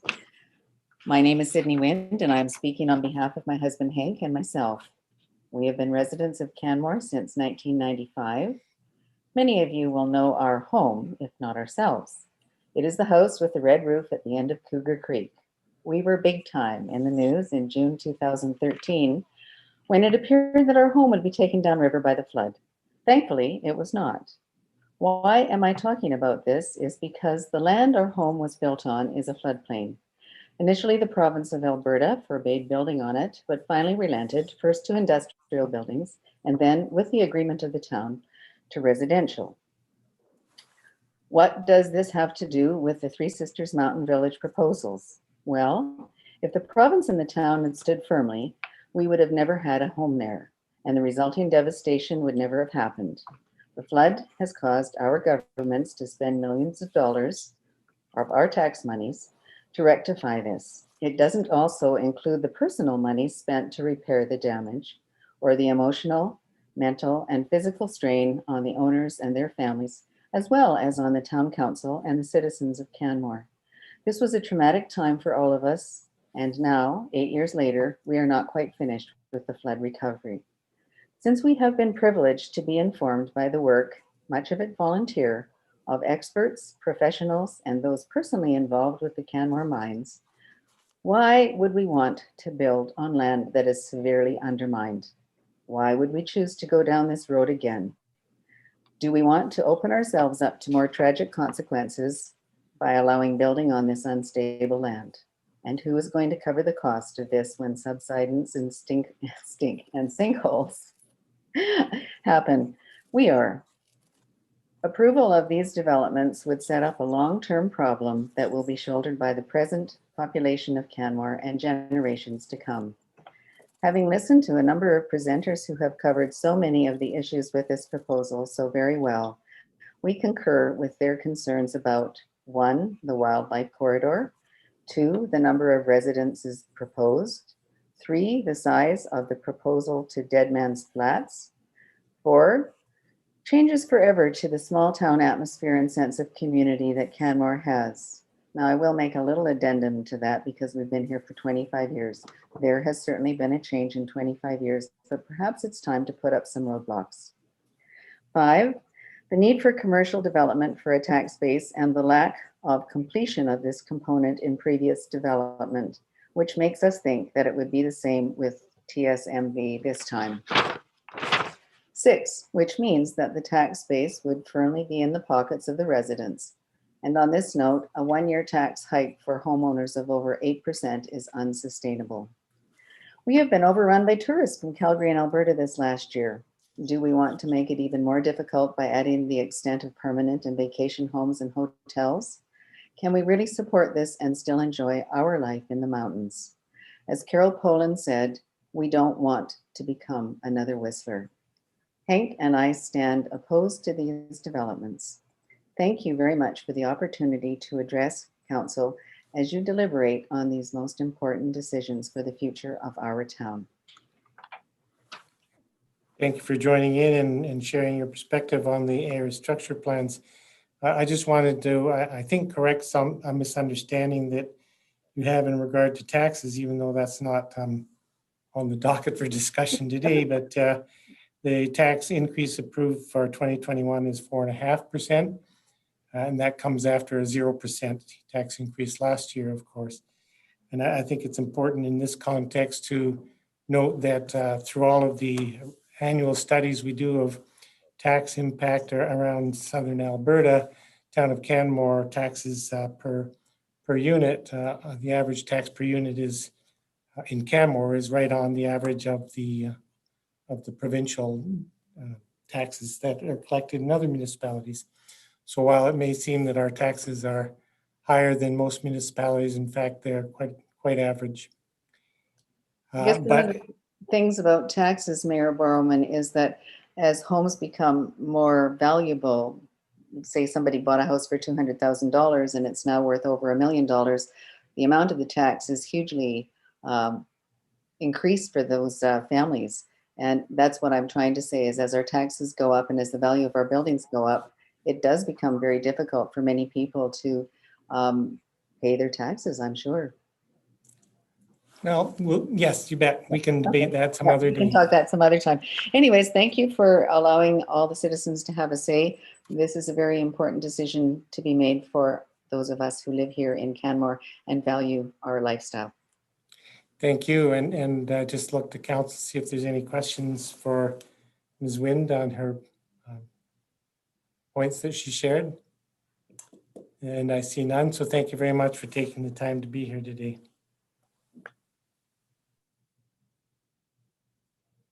At this time, I'll ask Cliff White to join us.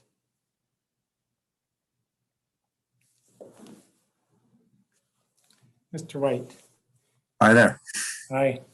Thank you very much, Council. I have a brief slideshow. I don't know if it'll come up. Hopefully it will.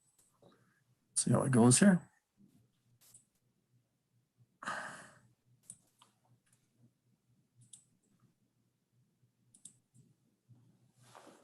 Is it working? No, I don't see your shared screen yet. Okay, we'll see if we can try one more time here. If not, let's just leave it for that. I think it's fine. Just address it directly, John, and thank you very much to the town councilors and everybody that's spent so much time thinking about this. I have briefly reviewed the documents on for both the Three Sisters and the Smith Creek proposals. And what I wanted to do was just sort of look at what I'd worked on for a long time was integrating both the local fire smart issues that have been faced by the town very well with Stu Walkinshaw and the Montaigne development folks, Montaigne consulting folks, and also there's various other developments around the town.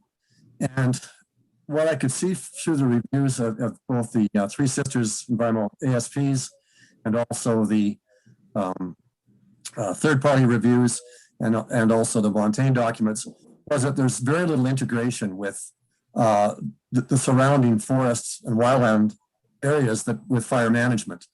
There's a lot of thought been put into what you can do within the first 100 meters of the town, but and for the town, the facilities of the houses and the buildings themselves and the fences and everything to make them fire smart. And there's a great work been done there.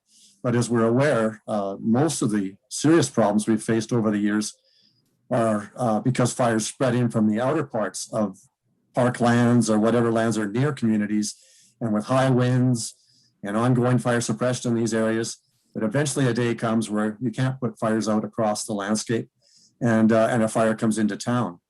And you know, right now, if you go out west towards Banff, you can see how badly the town of Banff was spooked up by the fires in Verdant Creek 2 or 3 years ago that shut down Assiniboine, shut down Sunshine, and almost came down the Healy Creek Valley.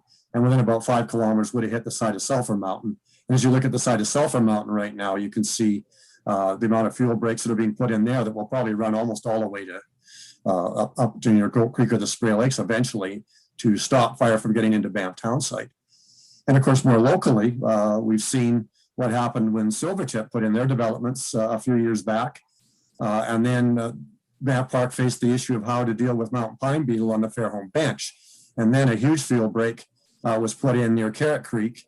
And then the area behind it had to be burned to reduce the mountain pine beetle risk. And of course, that was quite a major event for all the staff who were involved and to keep Silvertip safe. And it all worked out very well with the fuel break and the planning that went in to make that happen. So in terms of this new development, I think there's existing risks that come in from the Spray Valley Gap down White Man's Pass out of Goat Creek.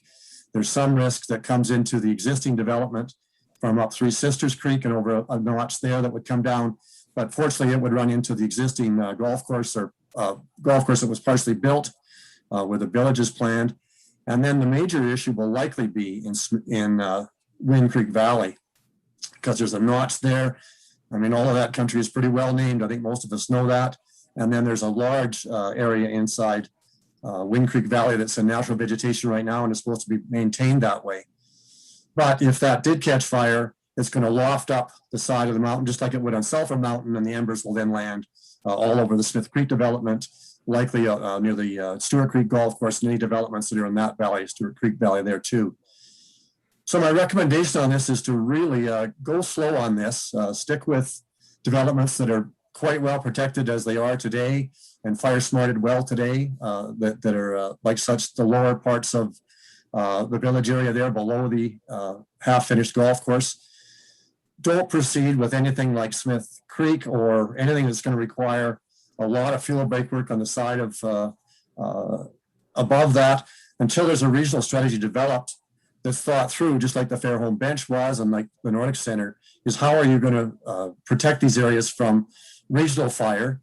And also then you can assess the impacts of that. So if you do have to turn out that you have to go into Wind Valley and then do a bunch of clear cutting and field work like it's being done on the side of Sulphur to protect even existing developments like Deadman's Flats, so at least you're aware of it before you go ahead with that. So that's my thoughts on that. And it's a complicated problem, but I was disappointed that in the plans, that type of integration wasn't done. The main assumption was that ongoing fire suppression and fire smarting is going to be the answer. And we can see that on TV every day from both Australia in the winter and our own continent in the summer, that doesn't happen. We need integration, and that hasn't been done yet for this development. Thank you very much. Thank you, Cliff, for bringing your experienced opinion. I know you have a lot of experience in these matters. I'm wondering, I'm sure you're familiar with the town of Canmore's wildfire management plan that Stu Walkinshaw helped develop for us, and very similar to the town of Banff. And so you're familiar with that management plan, and I'm just curious your thoughts on that plan. I think it's excellent, and town of Banff has also got similar work done there too. But I think again, when you're dealing with large wildland areas next to a community, you have to understand what could go on there over the next 20, 30 years. As say we get a mountain pine beetle epidemic in the valley, and we likely are going to get one, and then the feedback that comes out of that. So you have to put things together, and of course, there's lots of expertise in this valley to work with Stu Walkinshaw and sort of merge the town of Canmore's boundary to lands that are 5 kilometers out that could really threaten the town. Great. Well, thanks very much for taking the time to join with us today and share those very real concerns. Councillor McCallum, you have a question. Thank you, Mayor Barman, and thank you, Mr. White, for coming to speak to us today and sharing with us your considerable knowledge and expertise. I was wondering if you could comment at all, and we've heard this the last 2 days now, talking about trees, it's sort of been slipped in. We have this love, I don't know if love-hate is the right word. We love our trees, we love our canopy, but we also know that our canopy, if unattended, is a liability to us in our community. How could you advise the town of Canmore or decision makers in the future and how to balance that from a sociological perspective?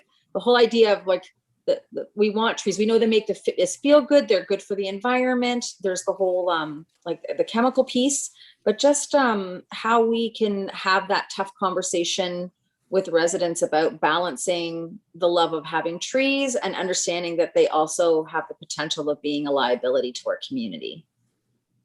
And I think following the fire smart specifications for spacing of trees is obviously a really good one, although that almost often means you can't even have a coniferous tree in your yard. And then the next phase is obviously just to suggest to people that they put in deciduous trees that are less flammable and gives you a bit of a break there. But it is just a sad problem as you look down the road in most of these communities. Many of them did have great fire smarting things to when you started. And then as folks landscape their yards, you go down the road 20 years and the community is just about as flammable as the adjacent forest. Right. All right. Well, thank you very much. I appreciate you taking the time to come to speak to council. Thank you for all your hard work, folks. It's I know this is quite a trial. Appreciate that, Cliff. And again, thanks for joining us.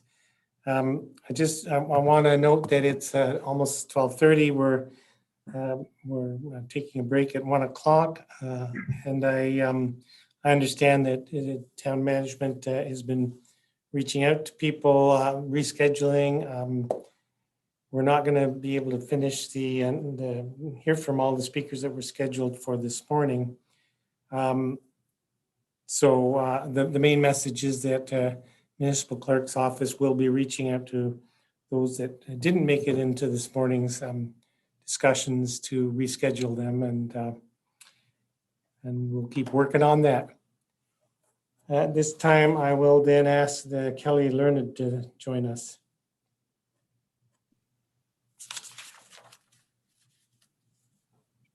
Hello. Hello. How are you doing today? We're doing fine so far. Great. I just have to say I've been riveted and I've been astounded by the breadth of the presentations today. And I want to just offer a huge kudos to all the people behind the scenes making this work so smoothly. It is not a small undertaking. So just thank you so much. I prepared notes today because in my line of work, I'm typically asking questions and listening. So I didn't want to go into tangents and start asking you guys questions. So bear with me. I have some prepared notes here. My name is Kelly Learned, and for a couple of years in my early 20s, I migrated from the prairies to live and work in Banff, and I coached gymnastics in Canmore. Fast forward 20 some years, and my husband, myself, and my two sons are residents of Canmore and proud to be so. I have a master's of planning in environmental design. I'm a registered professional planner in Alberta and in BC. I started out my career as a municipal planner, and I was focused on sustainable and long-range community development. So I have a huge amount of empathy for what is before administration and council, as well as the work the proponents have committed to creating these ASPs. It is a huge undertaking. The focus of my current consulting practice is community engagement and long-range development. Council's been really clear that there are certain procedural requirements that need to be respected and adhered to, and that your role right now is to listen to the public. That will in part inform your assessment of whether the ASPs as proposed are a net benefit to the community. I dedicated time trying to understand how the ASPs are a net benefit to the community and where some of the trade-offs might be in order to achieve the potential community benefits. There have been so many presentations in the past few days about the risk analysis, the potential uncertainties. So I'm not going to go into any detail on that or elaborate, as others are much more eloquent and know the technology and the technical considerations much better than I. And while there's many risks, there are also a number of potential benefits that are very appreciated and demonstrates how the proponent worked to address what they call tensions in the What We Heard report. My assessment, however, is that these tensions are a bit lopsided towards the risk and uncertainty side compared to the potential benefits. There appears to be a number of trade-offs that are needed for the development to be realized as it is proposed today, particularly in the context of a changing climate and the need for mitigation and adaptation. In light of this and the trade-offs being asked for to accommodate development, the impacts on wildlife, climate, ecology, and amendments being put forth by the community, I respectfully request that Council reject the ASPs as submitted. I didn't want to end on that note, so if I may, I think we have a host of opportunities in front of us. Statements are going to be made that we can't do that, and I get that, but my work focuses on the future and figuring out ways to get there. It's not easy work, but it's essential work if we want to work toward the future citizens have painted throughout this hearing.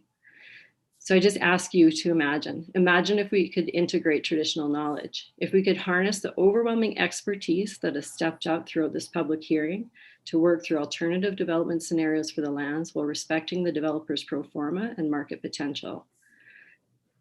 An analysis of cumulative effects and trade-offs could result in truly innovative approaches to reduce the impacts of the built environment. If we could take pause before approving development on these lands, we could update our bylaws to better reflect the declared climate emergency. A decision was made at some point years ago to identify the lands that Smith Creek ASP is on as potentially developable. You are now being asked to address that legacy decision from years ago. The ASP outlines how the applicant sees the best way to use the land from an economic, social, and environmental perspective. What we're hearing from the public are many questions about the ecological goods and services currently provided by those lands and the trade-offs required for using those lands differently. You've heard from experts in our community that could work with the town to analyze that. And if there's evidence that the ecological goods and services strongly outweigh the economic and social benefits, maybe Canmore needs to consider some really bold action here. purchase the developable lands in Smith Creek, or reinvigorate the conversation with the land trust or form our own. Another opportunity, if we take pause, is we could configure the development footprint to enhance wildlife corridors based on the most current science and ecological design principles. And who knows, and I say this a little bit with tongue in cheek, but maybe the province would get on board to find ways to support the ideas presented at this public hearing. I know that might be a bit of a wish, a huge wish.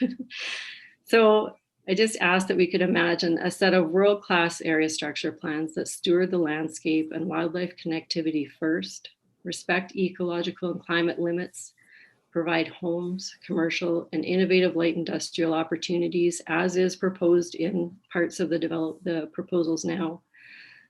Let's look for a set of ASPs that is celebrated by the Canmore community and beyond.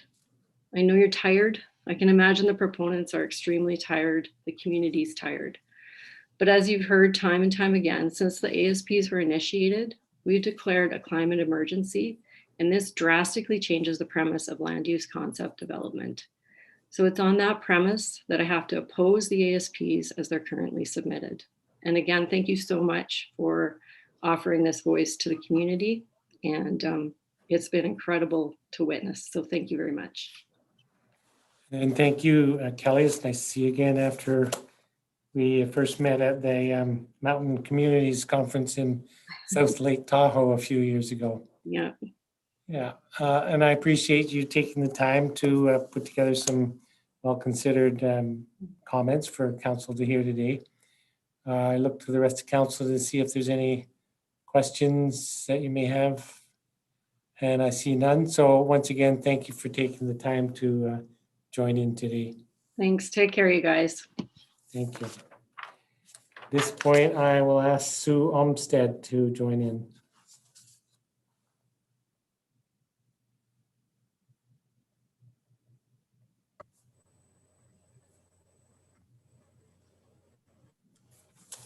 Nope. I feel like I won the lottery. I got in today, so thank you. Happy we could make you feel that way. Yeah, well, I was dreading speaking, and then I was wishing I could speak. So anyway, Mayor Borman and council members, my name's Sue Olmsted. My husband and I have lived here since 2002, and every day here has confirmed our decision to choose Canmore was the right one for us. I first want to thank you for the role that you're playing in this very important decision. I particularly appreciate the main reason you gave for approving first reading, that you wanted to hear what the public thinks about the ASPs. And I thank you not only for giving me the opportunity to share my thoughts, but also the opportunity to listen and learn from so many others. You've clearly stated that you expect the public to educate themselves. I've tried my best to do that without making it a full-time job. I'm an accountant and a nature lover, so my personal perspective on these development plans is informed by that. I do not support the current version of the two ASPs. As an accountant, one of my main concerns is the municipal fiscal impact of this project. The stability and sustainability of the town's finances is paramount to the town being able to achieve any of its significant priorities. I suggest TSMV's fiscal impact assessment is likely a bit biased to support approval of their development. That's why I'm so grateful that Rod DeLeo took the time to do his unbiased and credible financial analysis, which has easily convinced me that these two ASPs as presented by TSMV do not align with the town's municipal development plan, and that they come with too great a financial risk for the town.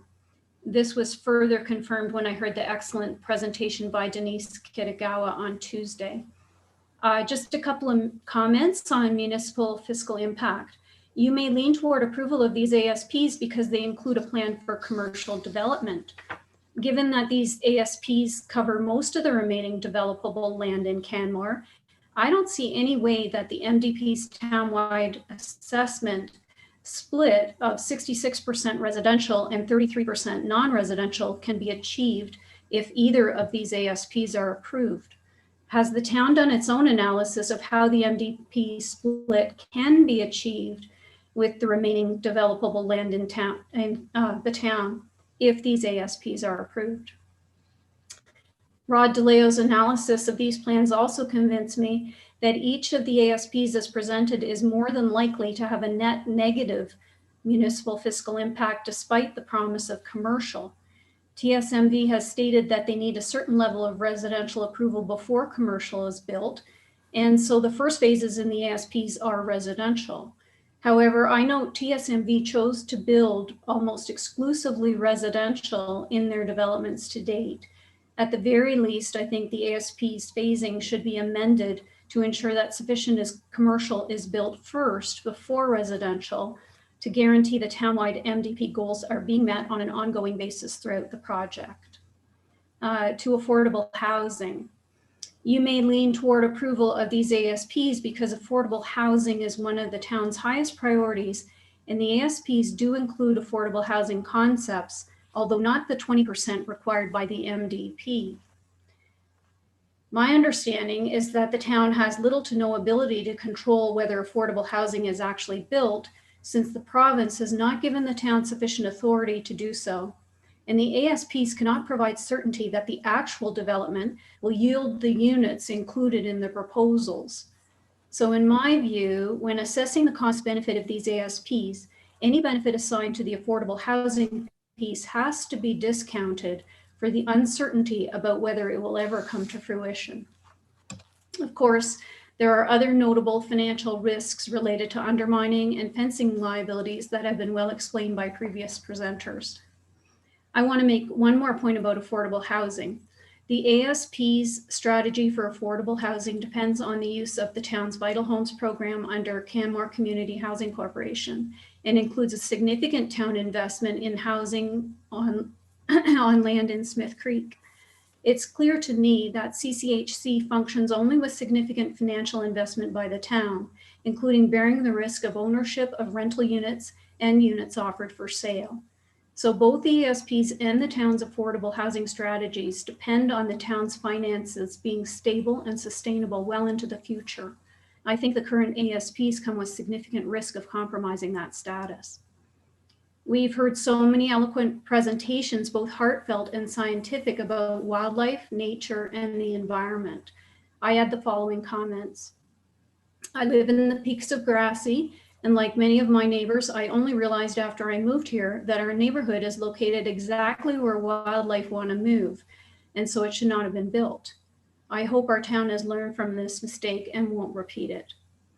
I'm glad to live in a community that tries its best to coexist with nature. I support maintaining or expanding natural spaces, not reducing them. I was devastated to see the clear cutting of trees in Stewart Creek to make way for the homes being built there now. Nature and wildlife used to have access to 100% of this valley. We have already taken a significant portion of the valley for human use, and now we're talking about how to leave nature and wildlife with a small share of the remainder. These ASPs are based on maximizing, even exceeding, the upper limits that have been placed on the development of the Three Sisters property. Both the proposed residential units and the subsequent population increase are greater than what was reflected in the original NRCB decision. I would suggest we should be supporting plans that propose less development and not as much as possible. So like many before me, I do not support any building on the unfinished golf course, any proposal that includes expansion of the urban growth boundary, or rezoning of the Wildlands Conservation District. And I do not support approval of any development which will result in units or population exceeding the current bylaw DC 198. Both TSMV and administration's reports confirm that the development proposed will increase the town's greenhouse gas emissions, even with the discretionary density bonusing fully realized. This obviously does not align with the town's climate action plan. This cannot be left to chance. The ASPs must be changed to align with the town's climate action plan, which would require significant reduction in the scale of the development proposals. I understand that the first step of the town's development review process requires developers to present long-range ASPs. However, I recognize that the longer the term a plan covers, the less certain is the outcome. I think it's important that any approvals for development are done only on an incremental basis so that the financial and wildlife outcomes in particular can be assessed by the town, and so that the town can ensure the commitments have been met before the next increment of development is approved. I think the town should require that the ASPs include clear wording, ensuring the town has control over such an incremental approach. You're looking for creative solutions for us, so I have sent you one actually last year. Consider including a natural burial site in the plans for Three Sisters. As you may remember, a natural burial park is a land use which conserves the natural state of land while providing a commercial return for that parcel. As such, it could be a land use tool to bridge competing priorities which may arise for certain small parcels. In Alberta, a cemetery must be owned and operated by a municipality. So this would require and clearly demonstrate a collaborative approach to the development planning. I included in my earlier email to you background information, and I'd be happy to share that again. Final comments. My understanding is that the Municipal Government Act provides that the town has up to 2 years to make a final decision on whether or not to approve the 2 ASPs. Given the scope of these proposals and the many questions being raised about issues fundamental to the town, I urge you to be very deliberate and take as much of the time allowed as is required to ensure the best decision is made for our community. The impressive presentations before me have confirmed that there are credible, knowledgeable, articulate experts locally on all important aspects of this project. Most of them oppose the ASPs as presented, and many are offering constructive solutions for a better plan for our community. The powerful presentations of... Sorry, I know you're wrapping up. I just wanted to let you know you're at about 9.5 minutes. I appreciate that. Thank you. The powerful presentations by the Stoney Nakoda elders raised the obvious question: how and when will they be recognized as a key stakeholder and expert in this planning? As Karen Booth illustrated so clearly in her presentation, when we know better, we do better. I suggest the town should take the time allowed to use all of this expertise so that the next iteration of plans for the Three Sisters lands is consistent with our municipal development plan and offers more certainty that the benefits for our community outweigh the costs. Thank you for your time. Thank you very much, Ms. Olmsted, for taking part today and sharing your perspective. And clearly you've given these matters a great deal of thought, and I truly appreciate that. Councillor Comfort, do you have a question? Yes, I recall your, hi there. I recall your submission about the, what's that called? Burial? Natural burial. So, and I thought it was very innovative and very, so I went and investigated it. I was wondering about, in some ways it seemed like, pardon my skepticism, the ultimate wildlife attractant, but then I went and looked it up, and there are communities that have this and it's fine. And so I thank you for your thinking outside the box, and I think we need more of that. And we need to be, the world isn't what it was, and we need to move away from the old ideas and move into new ideas. And we need to, and again, I would encourage everyone to get a hold of the province. And if you got a hold of the province and the numbers that you have here, it might actually move the needle a little bit, because they don't necessarily listen to us. So please talk to Miranda Rosen, talk to Premier Kenney about the changes you want to see in legislation, and help us out. So thank you very much for donating, for your giving of your time. Thank you, Councillor. And thank you once again, Ms. Olmsted, for joining in today. We all appreciate your participation. Thank you very much. And with an eye on the clock, I don't know if we'll have time for 2 more, perhaps. I'll ask now Patty Noyes to join in with the with council.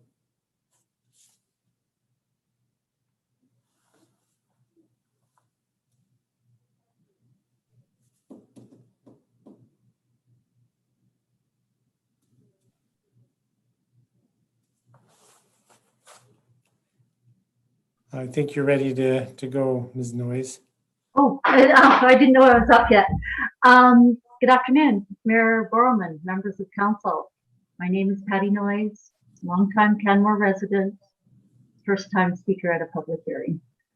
I've been watching the public hearing in the evenings, and well done, council and mayor. I am in awe of the community engagement and the knowledge and the passion of the speakers. I'm proud of the young people that spoke.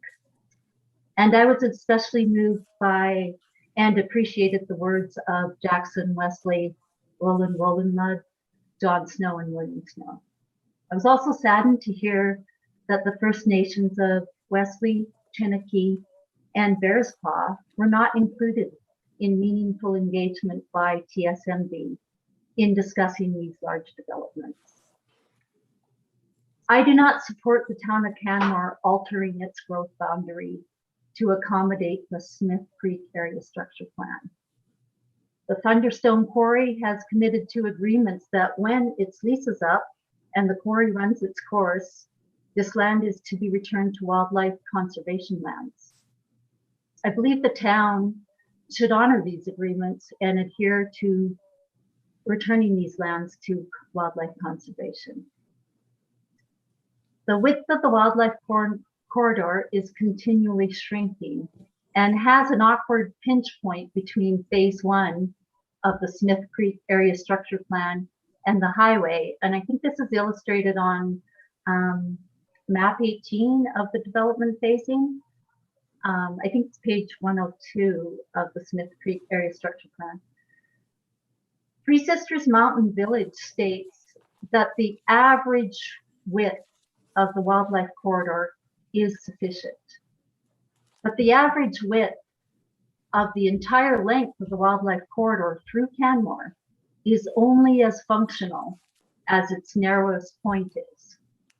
If we took 3 lanes away from the Trans-Canada Highway at a single point between Canmore and Calgary, the average width would still be 4 lanes, but the traffic flow would be severely impacted for the entire route due to the point where 2-way traffic would be reduced to 1 lane.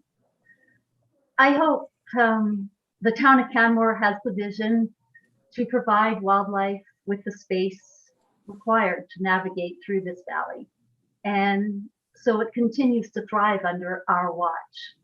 I hope the town of Canmore thoughtfully follows through on its commitments to protect the environment it occupies. Let's be the community that respects the environment that it benefits from. I am opposed to bylaws 2021-5 and 2021-6. I respectfully ask council to reject the Three Sisters Mountain Village and Smith Creek Area Structure Plans. That's all I have. Great. I'm just a layman. Thank you for listening, and thank you for your time. I really appreciate your patience. Thank you for your patience. I appreciate you waiting for your turn to speak, and I appreciate you sharing your perspective. I'll just take one moment to correct you on something. I read your written submission some time ago and haven't had time to reply, but in your written submission, you suggested that one of my daughters had fallen into a sinkhole. And I can assure you that never happened.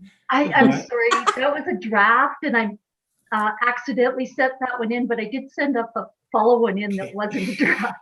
Well, so, yeah. bear with me, ignore that one. I did send up a follow one that was. Sure. Just wanted to correct the record on that. Yeah, I'm sorry about that. Apologize. Okay, yeah, these things happen.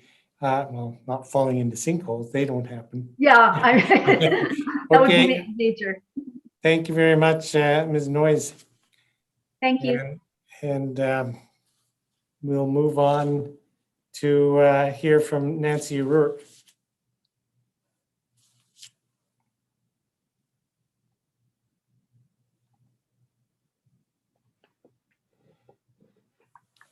Ms. Rourke. Good morning. My name is Nancy Rourke. I've been a resident of Canmore since 2008, and I have read the ASPs. And I do apologize for reading my presentation. It's an COVID outcome, lack of social intervention. I previously sent a letter where I indicated that the proposals, notwithstanding they are conceptual, are unacceptable, should be rejected, and highlighted 8 specific points of concern. Today I am going into detail on 3 of the 8 points where I would have concerns with any development in Canmore, explain why, to me, the verbiage contained within and the ASP policies do not provide solutions nor adequately mitigate my concerns, and make recommendations on policies that should be included and or amended if the ASPs move forward, which, as I've stated before, is inappropriate given all the issues that are being put forward by the Indigenous community and experts on undermining climate change and wildlife. Areas that I will be covering: congestion, wildlife stress, and the wildlife fence, and cost to the taxpayer. First of all, I would like to highlight the following verbiage contained in the policy framework. Where shall or must or will is used in a policy, the policy is considered mandatory. Where should is used in a policy, the intent is that the policy is strongly encouraged. However, the general intent is for a compliance. Where may is used in a policy, it means there is a choice in applying the policy and denotes discretionary compliance or the ability to alter the requirements as presented. For me to get comfortable with any ASP, there should be adequate policies, and the shalls, must, or wills must be used correctly. Mays should be limited. Congestion. The ASP state that it is important to balance the goal of acknowledging the integrity of the natural environment while creating safe, economical communities and viable commercial areas for current and future residents of Canmore. The central focus for ASP policy will be to enable a compact and sustainably designed neighborhood that provides missing middle forms of housing for residents. Once arriving in the village, residents and visitors will easily be able to get around by walking, cycling, or taking transit to other areas of Canmore.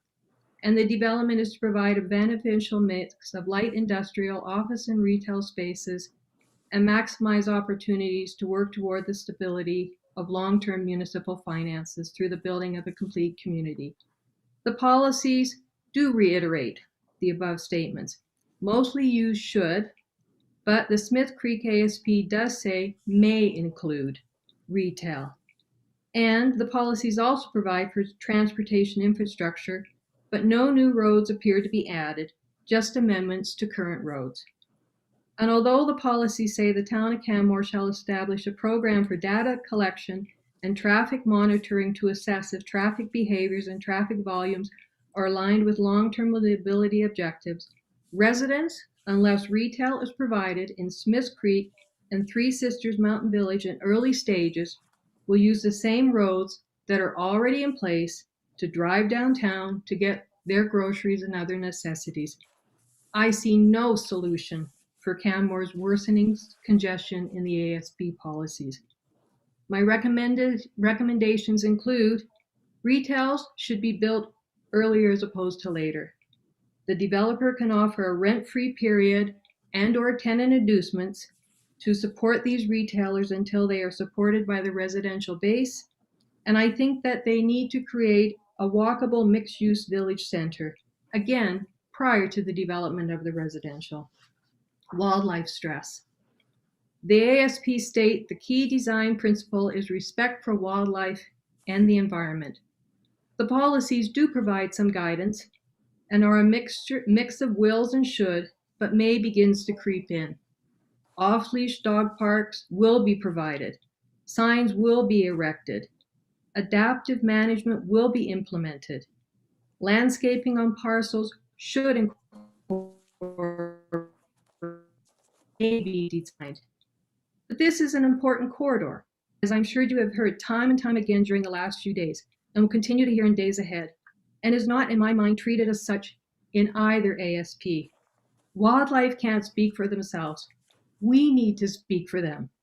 I believe that there are not enough policies relating to how important the wildlife corridor. I will also note that the Three Sisters Mountain Village had approximately 34 pictures contained within, 25 of people, 9 of nature, and none of wildlife, which to me speaks volumes. My recommendations include no dog use within the wildlife corridor, and access to same for people must be severely restricted. I believe the developer should contribute to a fund to manage the human use management with ongoing monitor. Any future land use redesignation application must be subject to an update of the environmental impact statement. The current was completed in July 2020, and that I believe is to be completed by a firm satisfactory to all stakeholders. And for dwellings, proposed dwellings, located adjacent to a wildlife corridor, the house design should be focused away from the wildlife corridor, and there should be no direct access to the wildlife corridor. My final point, the fence. The ASP state they are providing dedicated space for wildlife to safely roam within their designated corridors. And the solution is a fence, although the Golder environmental impact statement states, but there is a debate about the efficacy of large-scale wildlife fencing, and this type of fencing clearly fails to meet conservation objectives in some cases. And I believe that the town has heard from wildlife experts during this public hearing what they think of the fence. Here the policies are very specific. A wildlife fence shall be erected. The town of Canmore shall maintain. The town of Canmore shall take over maintenance. And the monitoring adaptive management plan for Three Sisters Mountain Village shall be developed. In fact, out of 6 recommendations contained in the Smiths Creek ASP, 4 are shall or will, 1 is not specific, and the one relating to if the fence is an ineffective mitigant is a may. My recommendations include, it is not appropriate to ask the town of Canmore and ultimately the taxpayer to pay for an experiment. This is an experiment, the fence. Prior to an approval of a conceptual scheme and land use redesignation, further explorations of the risk benefits of wildlife fencing should be undertaken. Alternative hard boundaries should be explored. If the wildlife fence goes ahead, costs associated with it should be paid by the neighborhood. At the very least, all policies should be shall. Conclusion. I covered 3 areas: congestion, wildlife stress, and the wildlife fence out of the 8 previously addressed, where I am still having issues. I detailed how the present policies contained in the ASP do not go far enough to address my concerns. And I provided recommendations to amend the ASP policies, such as retail should be built earlier as opposed to later, and the developer can offer a rent-free period and/or tenant inducement allowances to support these retailers until they are supported by the residential base, and limiting access to the wildlife corridor. This is a big issue. I again urge you and the mayor to be brave and forward-thinking. Three Sisters Mountain Village does not appear to be listening to the First Nations, the community, wildlife experts, or Y2Y. Even if not legally responsible to listen to these stakeholders, Three Sisters Mountain Village and the town of Canmore should, from an ethical perspective. And to me, this may also speak to perceived privilege. You can also say no, as other councils have done. Excuse me, Ms. Rourke, I know you're wrapping up. I'm just giving you your 9-minute time check. I'm wrapping up. You can also say no, as other councils have done, and suffer the consequences or benefits. Another option, leave it to a plebiscite vote in the next election.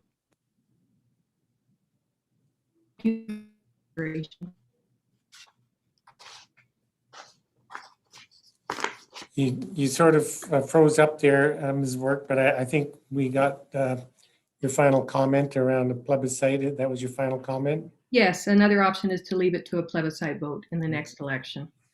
Okay, well, thank you so much for appearing today and being the last person to speak with council this morning. I feel lucky. Thank you so much. Just like winning the lottery, huh? I Are won there the any- lottery, sir. Are there any questions for Ms. Work from members of council? Seeing none, thank you once again for taking the time to really consider these matters carefully and share your perspective with council. Thank you. And at this point, I will call a recess in the public hearing until 5 p.m. Today. See you all then.